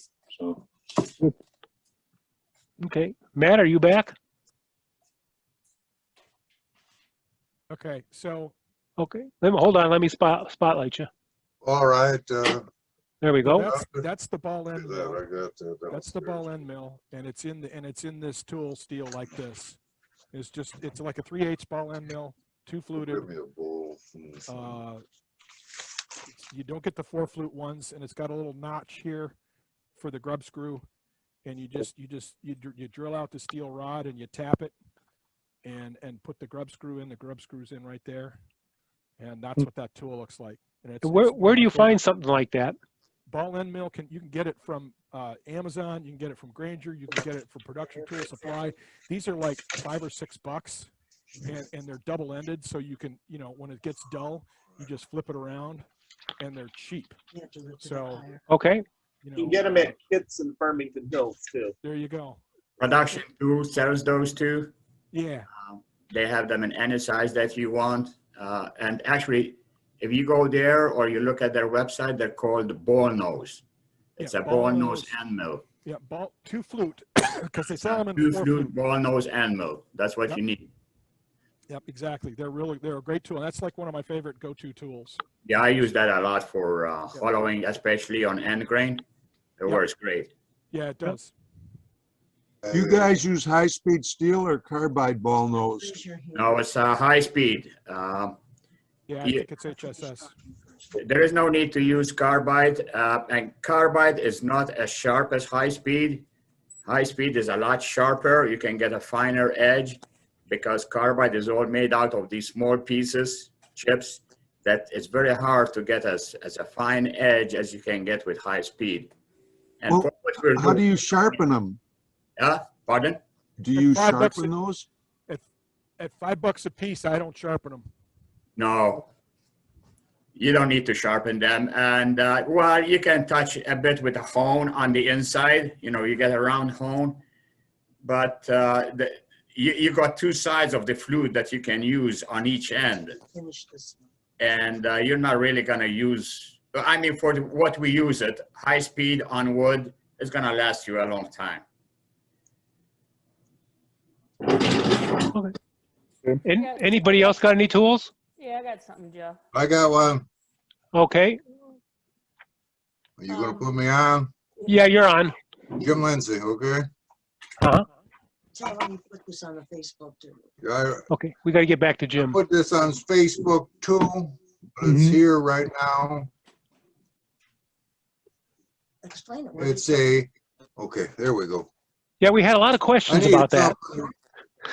Okay, this is just a 1/4-inch bolt cut off the head, and I had to lengthen the threads a little bit.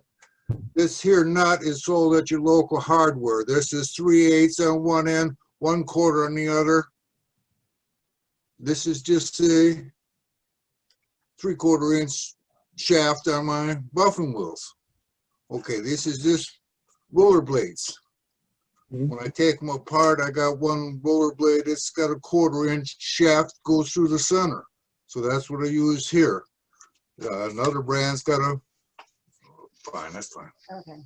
Another one's got a 5/7 or 5/16. 5/16. Okay. But you just check and see what kind of, you tear apart your roller blades and see what kind of rollers And so inside diameter on them. what does that do for you?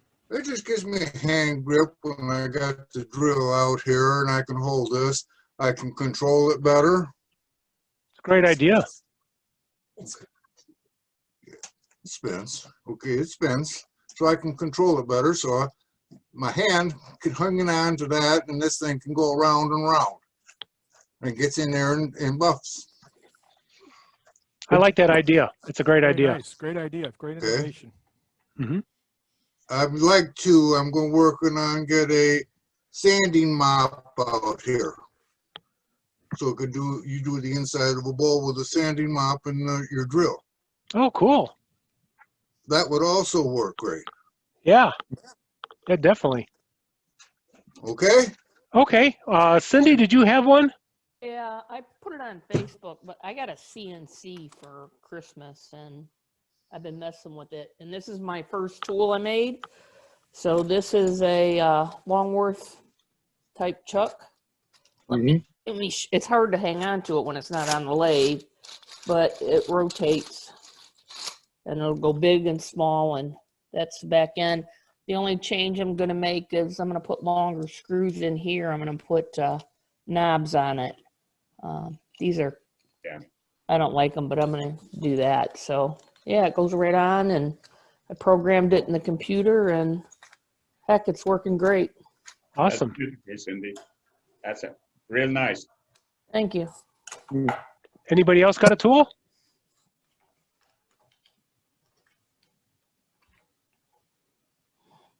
Last call. Okay, we'll move on to our next item, which, since we're on tools, our next item is our tool raffle. It is for the Hoslick hook tool. There it is right there. You'd have to drill out a shaft and make the rest of the tool for yourself. We had a total of 14 people buy tickets, and in full disclosure, I was one of them. So if I win, hopefully nobody will get upset. So I'm going to go to my handy dandy number picker here, which I have it set up from 1 to 14. Okay, turn it around here, and we're going to hit it, and it's the number 5. The winner is Kathleen Gardner. Yeah. You've won the Hoslick hook tool. Yeah. I will contact you, figure out how to get it to you, okay, Kathleen? Thank you. Okay. Yeah, this is actually Mike's ticket. Oh, okay. Mike won the tour. Is Mike there?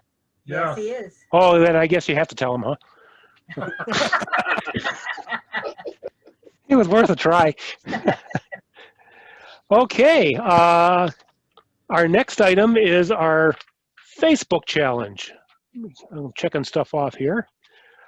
We had a total, this has been a good month for it. We've had a total of 35 people that posted things to Facebook, questions, images, videos, whatever.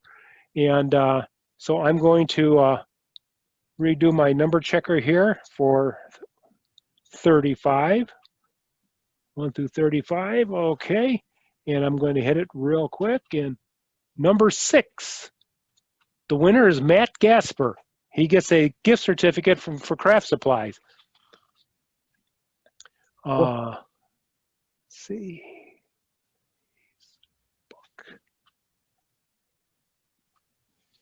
And then our next item is our President's Challenge. We had a total of 18 people that submitted, and I'm going to share my screen and pull up. There we go.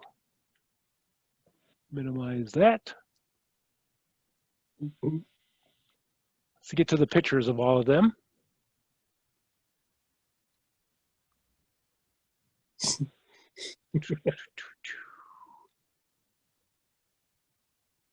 Had this last month. I can't figure out how to get rid of these pictures. Oh, I'll just come down here. This is from Bob Mikowski. Whoop. Cindy Yates. Dave Meyer. What a fabulous background. Yes. Wow. That's his professional photography background. We've been teasing him about it. Yes. Don Faulkner. Ed Wilkemeyer. Nice design. Yes. Glenn McCullough. That's pretty cool. That's like a little snake going around there. Hmm.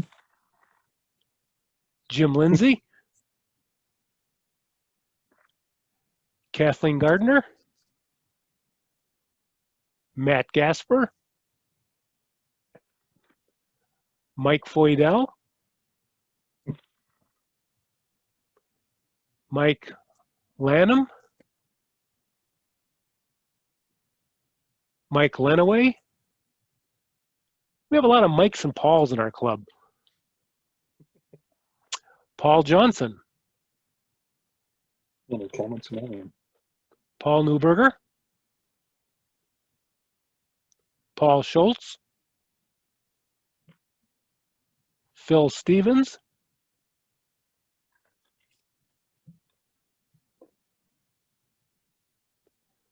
Ron Pullman. You got a cap for it. Yeah, he's all ready for the coffee. And he made a little holder to set it in. See that? That's kind of nice. Sandy Dorn. And that's it. That's a beautiful piece of wood. Yes, it is. What was that wood again, Sandy? Looks like hickory. Box elder. Oh, Box elder. Okay. beautiful. Yeah. So let's get back to our presentation. So that was 18 people. Let me change this to 18. There we go. So here we go. Picking the number. Number 3.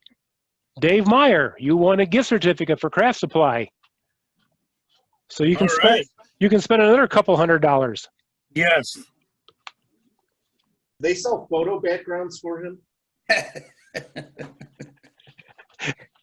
Believe it or not, That's I have had some very expensive photo backgrounds that I sold. I think I have one left, but when I had my photography business. Well, Dave, as I always tell you, when you buy new tools, if you got any old that you just don't want anymore, I'm here, buddy. I know you are. Did everybody see the little note from Chuck? I got my box elder wood from him. Oh, okay, great. Go. That Great. must have cost a lot of money. I got my spotted maple from Chuck too, but I paid for it. His wife was giving them away for free. I said, not to me, she wasn't. You didn't talk to Joy then. Yeah, I did. You did not talk to her at all. No. Okay, so we're going to move on to our last item now, which is show and tell. I'll get it started. These I've posted on Facebook, but for those of you not on Facebook, this is a Purple Heart bowl that I turned a few weeks ago. This is from a blank. My neighbor and I went out to Armstrong's, and this was sitting on a cart with a tag of $29 on it. And I asked him about it. He says, it just showed up. We don't know where it came from, so it's yours for $29. And it was just a pure pleasure to turn this thing. It is sold already. It sold 4 days after I posted it on Facebook. So it's going out to Hawaii, to a person out there who has a whole bookshelf full of my work. He's my greatest fan. Is that your dad? No, he's actually my wife's cousin, and he just loves collecting woodwork and carvings and stuff like that. So cool. Anyways, my second item, about 2 years ago, Steve Rohr gave me a beautiful choke cherry log that I set in my shop, and it got buried and I got forgotten about. And when I came across it, it had split right down the side of it, right down to the pith. And the split was about 1.25 inches wide. So I cleaned up the edges, and as I said earlier, I put duct tape in place and then glued that down with hot melt glue and begin turning it. And this is what I came up with. So it's filled in with Alumilite deep pour that I just dyed with some red apprentice dye from Craft Supplies. But it's just a gorgeous piece of wood. It's choke cherry. And I've been watching your postings on Facebook. It's very cool, Jeff. Yeah, had this crack in it that kept me nervous all the way through the whole turning. I kept having to fill it up. And it's got some interesting water stain in it, so that log must have sat on its one side for a period of time. But that's it. I'm quite proud of it. I was going to do more of a flare out on it, and it just wasn't working. And that was probably my tool control. And that's something I've got to work on. So, but this is what I ended up with, and I'm very proud of it.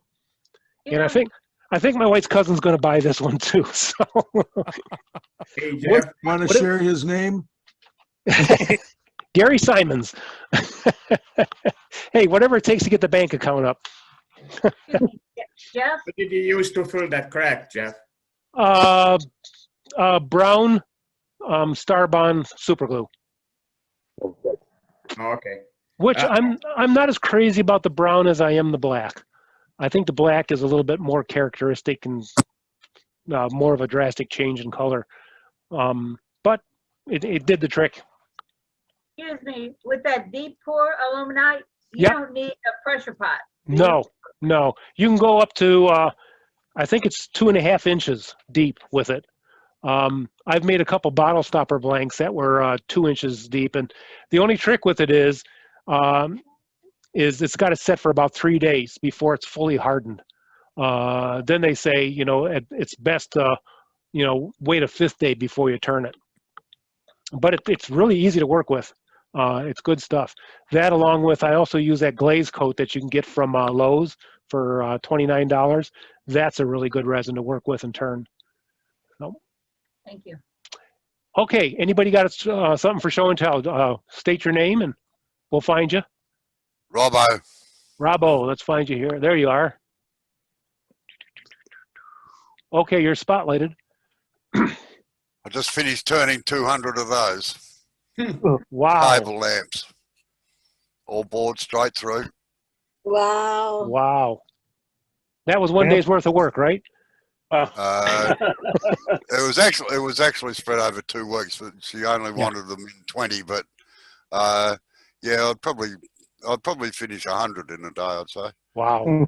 That's beautiful. That's just beautiful. And that's that poplar, Robbo? Stay centered in that piece. How did you stay the hole to stay in the middle all the way through? Right. What I do is I use a long series 10 mil drill. Mm-hmm. I set that up in the headstock of the lathe, and I've got a sliding table that I can just put the square blank onto and push it into the headstock from each end. And then I've got a normal long hole borer that I actually fit into the headstock, into the chuck, just to do the last 4 or 5 inches down between the 2 centers. That way I don't leave any center marks on anything, and I can hold it between tapers to turn it. So the your sliding is that captured between the ways of the lathe? Yes, yeah. In fact, that'll be my demonstration, probably turning one of these. Yeah, yeah, that's okay. awesome. Now, you said that was a lamp? Or it's going to be a lamp? Yeah, this is a table lamp, yes. Okay. Beautiful. Oh, we have Is 2 that poplar designs. wood, Robbo? Sorry? Is that poplar? No, it's just ordinary radiata pine because they're being painted. So we do 2 designs for the same company. This is the other one. Oh, wow. It's very elegant looking. And Look they forward can to seeing how you do those. they can mix and match Oh, the okay. stems and the bases and everything. Oh. That's awesome. That's cool. Lovely. Awesome. Thank you. Thank you, Robbo. You turn that with a roughing gouge, or you turn it with a skew, or stab? Both. Both. 99% of my work is performed with 3 chisels: a roughing gouge, a skew chisel, and a 1/2 inch spindle gouge. Can you hold that second one up again? The second one. Yes, please. Wow, that's beautiful. Just Wow. beautiful. Just That is- beautiful. Yeah. Awesome. Okay. Who else has something? I do. Okay. Who was that? Sandy? Yeah, Sandy Dorn is one of them. Okay. Let me find you. I got her. I got her. Oh, okay. Oh. Oh, Breakfast. wait a minute. $2 off any breakfast combo. How do I turn this around? I don't know. Hand on your head. Hold on. This is awful. Okay, let Like me the see. trash can? Hold on. Oh, huh. I'm going to send you back to Jeff until you let us know when you're ready, Sandy. Okay. Okay. So while Sandy's figuring that out, who else has got something? I got something. Checkers. This is Alfred. Alfred. Okay. Let's find you. Go ahead, Alfred. There he is. Okay, this is I had this bottom piece. It's walnut, and I had it for a very long time. And you know, I just turned the outside, and I just left it like that, not knowing what to do with it. So finally, last week or 2 weeks ago, I said, I'm gonna do something different with this. So I hollowed it. It's, it's turned inside. It's undercut. And then I made a top for it, and I put a Celtic knot on it. And the top is maple, and the bottom is walnut. It's a beautiful piece of walnut. Yeah, it is. Yeah, it is. Very nice. I like your knot, Alfred. I like the contrast. Yes, yes. Is that wood burned? Yeah, that's all wood burnt. Yes. Wow. Yeah, Wow. wood burnt. You make me sick, Fred. Alfred. What's that? You make me sick. You do Why? beautiful work. I cannot do any of your work. Every piece I look at of yours is absolutely fantastic. Alfred always amazes me. Yeah. Bravo, he makes all Very of us nice. sick with the way he does And, things. the only thing I wish I did with this one, I wish I made the top here lower, so it's not that big of a drastic. If I do another one, most probably I'll do that. I'll just do the top lower at the top here. But what happened is I did the inside first, and I hollowed it, and I said, okay, I cannot do that, otherwise I'm going to have a funnel here. So that's why it's a bit here it's too elevated, which actually makes it more difficult to do the Celtic knot, because the inside here, the inside diameter is smaller than the outside, and to make them, it's Matt would know, will understand what I'm saying. It can be a bit intriguing to do that. Well, you can see the knot from with the pitch that it's at. You can see the knot from the side where you wouldn't see it if it was flatter either. So it's good. Well, yeah, that could be it. But I wish it was a bit lower. I'll do another one of these days. But it is beautiful wood burning too. You can have beautiful that same wood effect burning. if you, Thank you. you can have that same And, effect if you made an OG there. Yes. I see you had a little bit of trouble getting rid of the little tit in the middle of the thing there in the hollow bit. What was that? Oh, inside. Yeah. Oh, the bottom? Yeah. Yeah. No, I left that purposely. Sometimes I actually do. I realize that. I put like layers like that, and just to, so that it won't be just plain, just to make something different. And I instead of the top, instead of sitting on top, I actually put a rabbit in there so that it just there like that. Very good. I like the rabbits. That's very cool. Very nice, Alfred. Yeah. Oh, thank you. Hey, I saw that last week, and I agree with the other gentleman. Alfred makes me sick. Who is this, Henry? We mean that in a good way, Alfred. Alfred, you're amazing.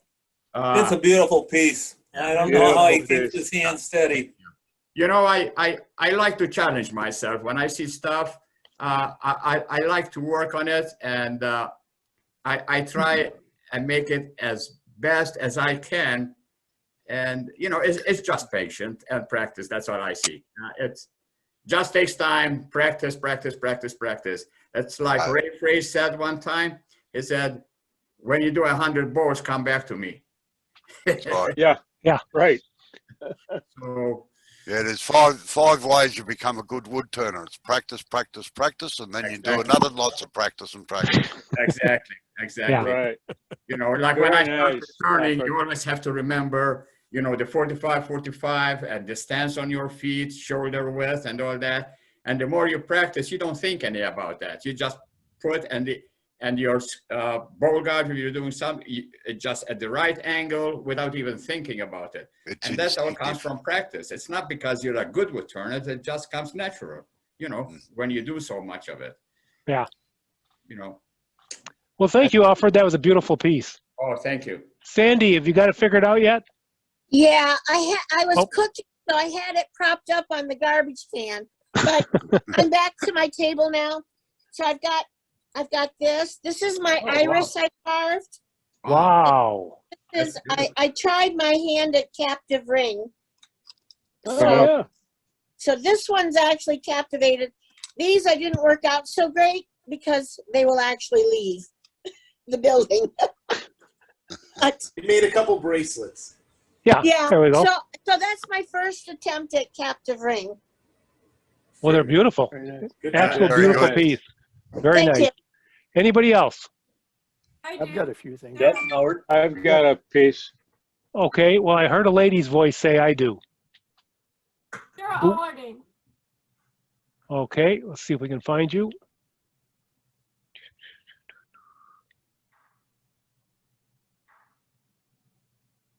Go, Sarah, you're up.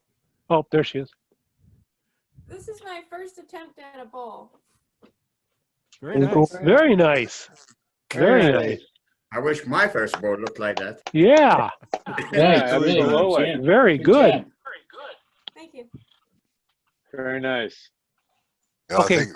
I think Yeah, mine looks somebody's like going a to have funnel. to. Howard.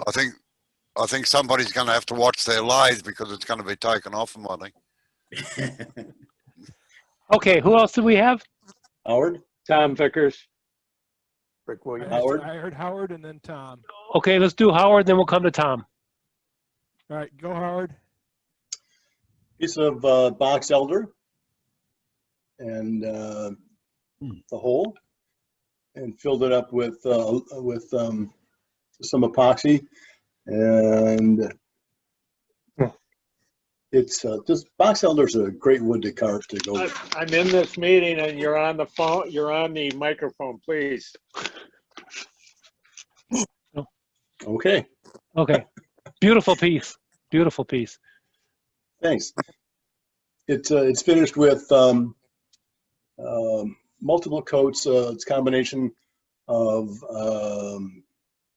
shellac and tung oil, shaken up, and multiple coats of that. And it has a real nice feel to it.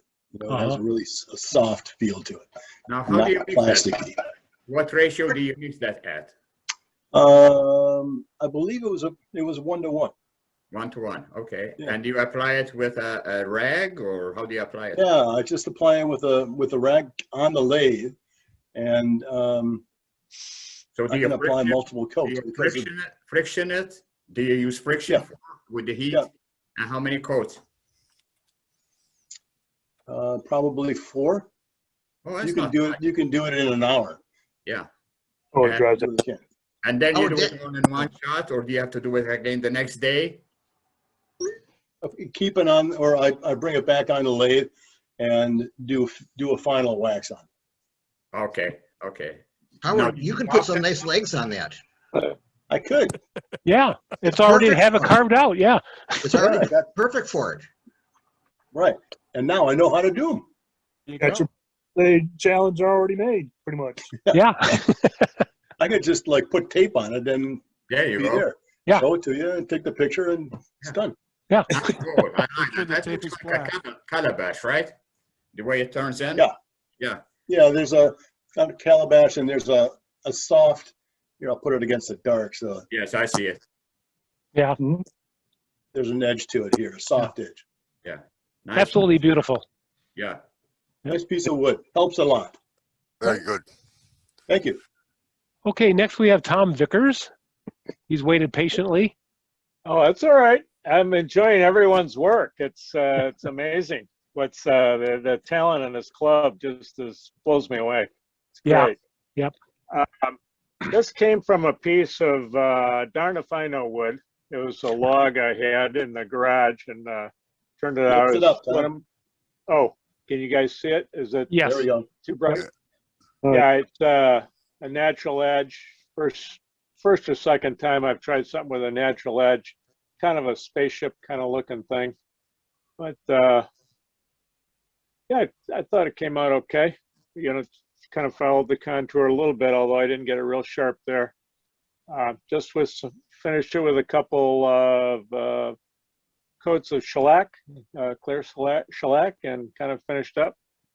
And I had the other side of the log, did one where I just kind of finished off the top, and it does follow the contour a little better on the inside. So sorry for the bright light. It doesn't quite do it justice, but Now yeah, that's it came a bit out harder okay. to do.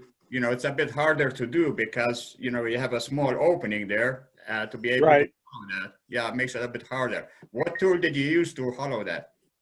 I just went in with a gouge, a small gouge, and then in the center I used the one of those bottoming gouges. It's at like a 50-degree or so angle. Yes. You know, like a Stuart Batty. It's a Stuart Batty setup. Yeah. Yeah, that works. It's amazing how well that works. Although there's times I'm still learning how to use it. At times it gets a little jumpy on me. I think I'm probably not presenting the tool quite right. But yeah, you have to what make, you have to go make ahead, sure, Alfred. you have to make sure that you have the bevel touching all the time. with Yeah. those. And that's why they're ground usually around 70 degrees, because if you, when you're going in the bottom, you start hitting the side, and right. That's why the bevel is not like 50 or 60 degree like on a normal bowl gouge. They want it 70 or even more, so that other are getting all those ripples in the bottom. Right. I threw 50 out. I can't remember exactly what it was. Yes. When I grounded, I just kind of marked the front of it with a marker, and then adjusted the base and spun it by hand to where it was. I had full contact with the wheel to resharpen. You know, kind of like doing a roughing gouge, and it seemed to sharpen up real well. And I just, like you say, you're right. It's probably when I'm not have good contact with the bevel is when it starts bouncing on me. Yeah, so that's why you get those ripples, because you're not using a bevel. But yeah, great job. That's beautiful. Yeah. Well, thank you. Yeah, it's been fun. I've been busy with a few other things. I've acquired a boat, so I've been doing a lot of work on that. And every once in a while, I got to steal some time away to get back to turning. It's a lot of fun. Thanks, guys. Thank you. Beautiful piece. Who else had something? Thank you. Mark I have one. Mark Wallace, did I hear that? Yes. Okay, let's find him. There he is. Okay, we got you. All right, I have this piece of marble wood that. Wow. Yeah, this piece of wood is gorgeous. Yeah. So I I turned it in an OG shape and made the top wider than the base. It was easy to turn, so I was then thinking, well, okay, let's try another one. So here's a piece of walnut where I wanted to, make it so that the top, the opening was smaller than the bottom. This baby was much more difficult to hollow out than this one, but showing them together, the different shapes, you've got, the same, OG shape, but I like the one on the right personally myself because the opening is smaller, but the marble wood is, is beautiful on itself, in itself. So they're both very nice aesthetic bowls that are going to be great gifts for my daughters. Yeah. The marble one looks almost like it's Lichtenberg done. Yes, doesn't it? Yes. Yeah, this is a wonderful piece of wood. Yeah. Yeah. So then I turned a cherry, cherry bowl. It's undercut on the lip. I put, I used my D-Way beading tools to put beads on it, and then I got some milk paint for Christmas. So I put on the barn red, and then I overcoated that with the marigold, and then sanded it off, try to give the the impression of the wear lines. But then on the bottom, you can't see it very well. I used my your texturing tool, right? Put that up.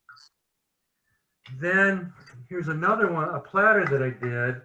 Oh, wow. The beautiful. In crackle paint, and I actually used a heat gun on it, and I had a different one that I wasn't paying. I got, if you put the heat on it just too much, it expands it. So I got a bubble, and it blew open because you're using a heat gun to strip the paint off. So it did that, but by putting the heat in it, I can force the cracks to be bigger than when it is just drying naturally. We're gonna need a demo on that. Mark. Yes, that's beautiful technique. I love that. It looks great. Yeah. I got that technique from Chris Parker in the UK, who posts on our Facebook page. Mm-hmm. Yeah, he showed me how to do it. Very nice. Okay. Thank you, Mark. Yeah. Who Jim else? Strohmeyer has Jim Strohmeyer. Okay, let's find Jim.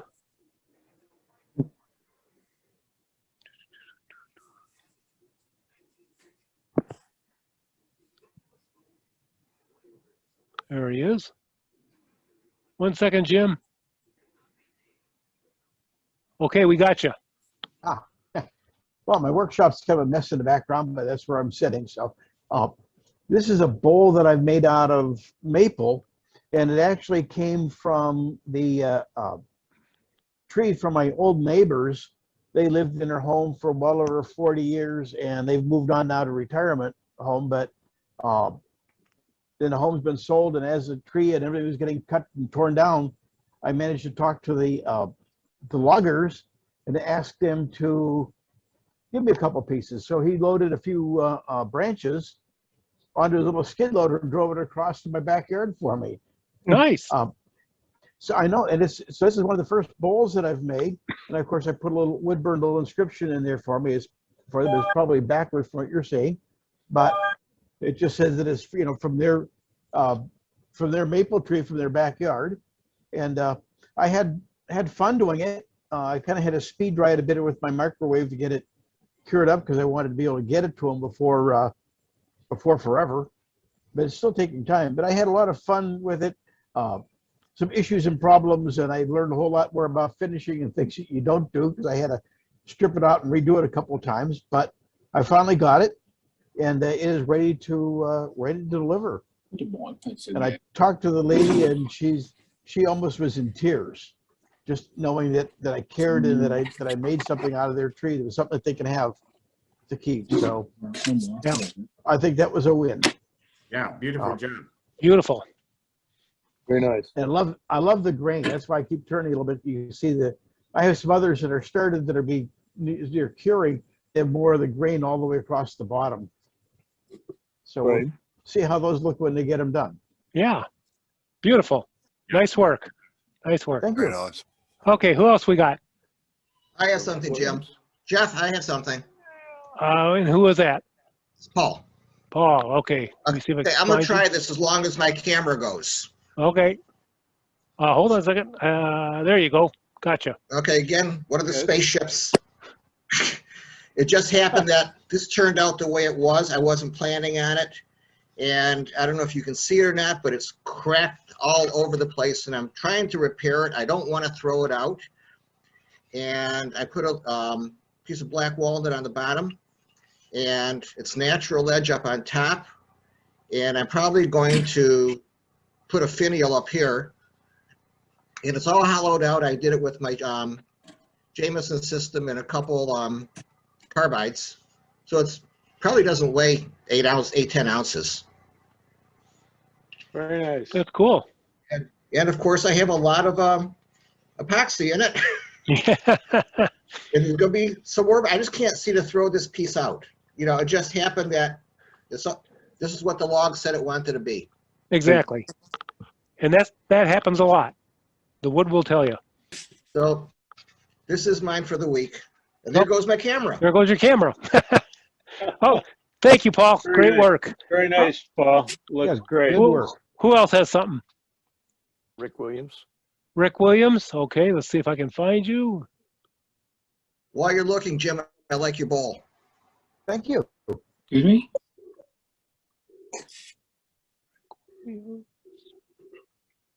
I am looking for you, Rick. There you are. Rick, talk so we can see you. Here I am. Got him. Yep, that's me. We're lucky enough to live on 7 acres, and 5 acres of it is woods. So I've got an endless supply. This is a mulberry that I've been working with a lot, just a hollow form. Mm-hmm. And another one. Could we see that again? Sure. Pull it away from the camera a little bit, Jim. There you go. Rick. So that's Did you that's fill that crack? yeah, it's filled with brown Star Bond. It's actually kind of a amber. They have two different browns. There's a medium brown, which is more of a transparent amber, and then the medium heavy brown is a different shade. I made a small lidded cup for my daughter out of the same piece, and you know, it was end grained hollowed, so the crack went up, and then I made a flat lid for it that the crack continued into, and so you could match it up. So the lid, you know, the crack went from the lid through the body down. Oh, nice. Nice. Cool. And then the other wood we have a lot of is apple. So this was my first, very nice. first attempt at a hollow form. Very nice. And then this is my first goblet, which was also apple. Yeah. Nice. Nice form on that goblet. Yeah. Thank you. Yeah. Goblet looks nice. I like how you captured the sapwood. Yeah. Looks Yeah. nice. Yeah, the apple was all from a dead tree, so there was a lot of it that was pretty funky, but this was a good piece. Yeah. What's your finish on that piece? This, I think, was Watco teak oil. Same with the apple bowl. The apple seems to like the teak oil. I wouldn't advertise where your 5 acres are, Rick, because you'll only have an acre left after this lot gets through with it. You'll have a lot more grass to cut. Yeah. Oh, we've got chokecherry, oak, little bit of mulberry. Oh. Wow. All sorts of stuff. I've got an oak tree that came down that is literally about 2.5 feet in diameter. Wow. We all have. I was cutting large cookies out of it because that's all I could move. Wow. Yeah. Mm-hmm. Are you located in Michigan? Yeah, I'm in the Highland. In fact, I'm a mile north of. Oh, I probably shouldn't say this. I'm exactly a mile north from Armstrong. Oh, okay. Oh, yeah. Oh, okay. What's that say? Very good. Well, thank you very much. Beautiful work. Thanks. We'll be there tomorrow afternoon, by the way. Right, right, yeah. What's your address, sir? Who else we got? Anybody else got show and tell?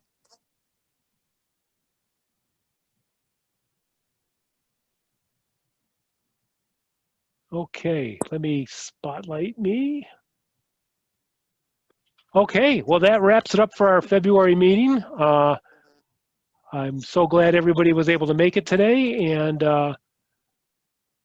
we had a good time. I think we had a very good time. So until the next time we meet in March, remember the President's Challenge is a bowl or a vessel with feed on it. And you have to post that up on Facebook, on our Facebook page. And if you don't have access to Facebook, or if you don't know how to do that, you can send the image to me with a description, and I will post it up there for you. Same with anything that you want to put on Facebook for the Facebook challenge. You can send it to me, and I'll post it up there for you. So until we meet again, stay safe, stay in your shops, turn a lot, and as Captain Eddie says, keep making shavings. And we'll see you next month. Bye, Paul. Bye, everybody. Bye, everybody. Goodbye.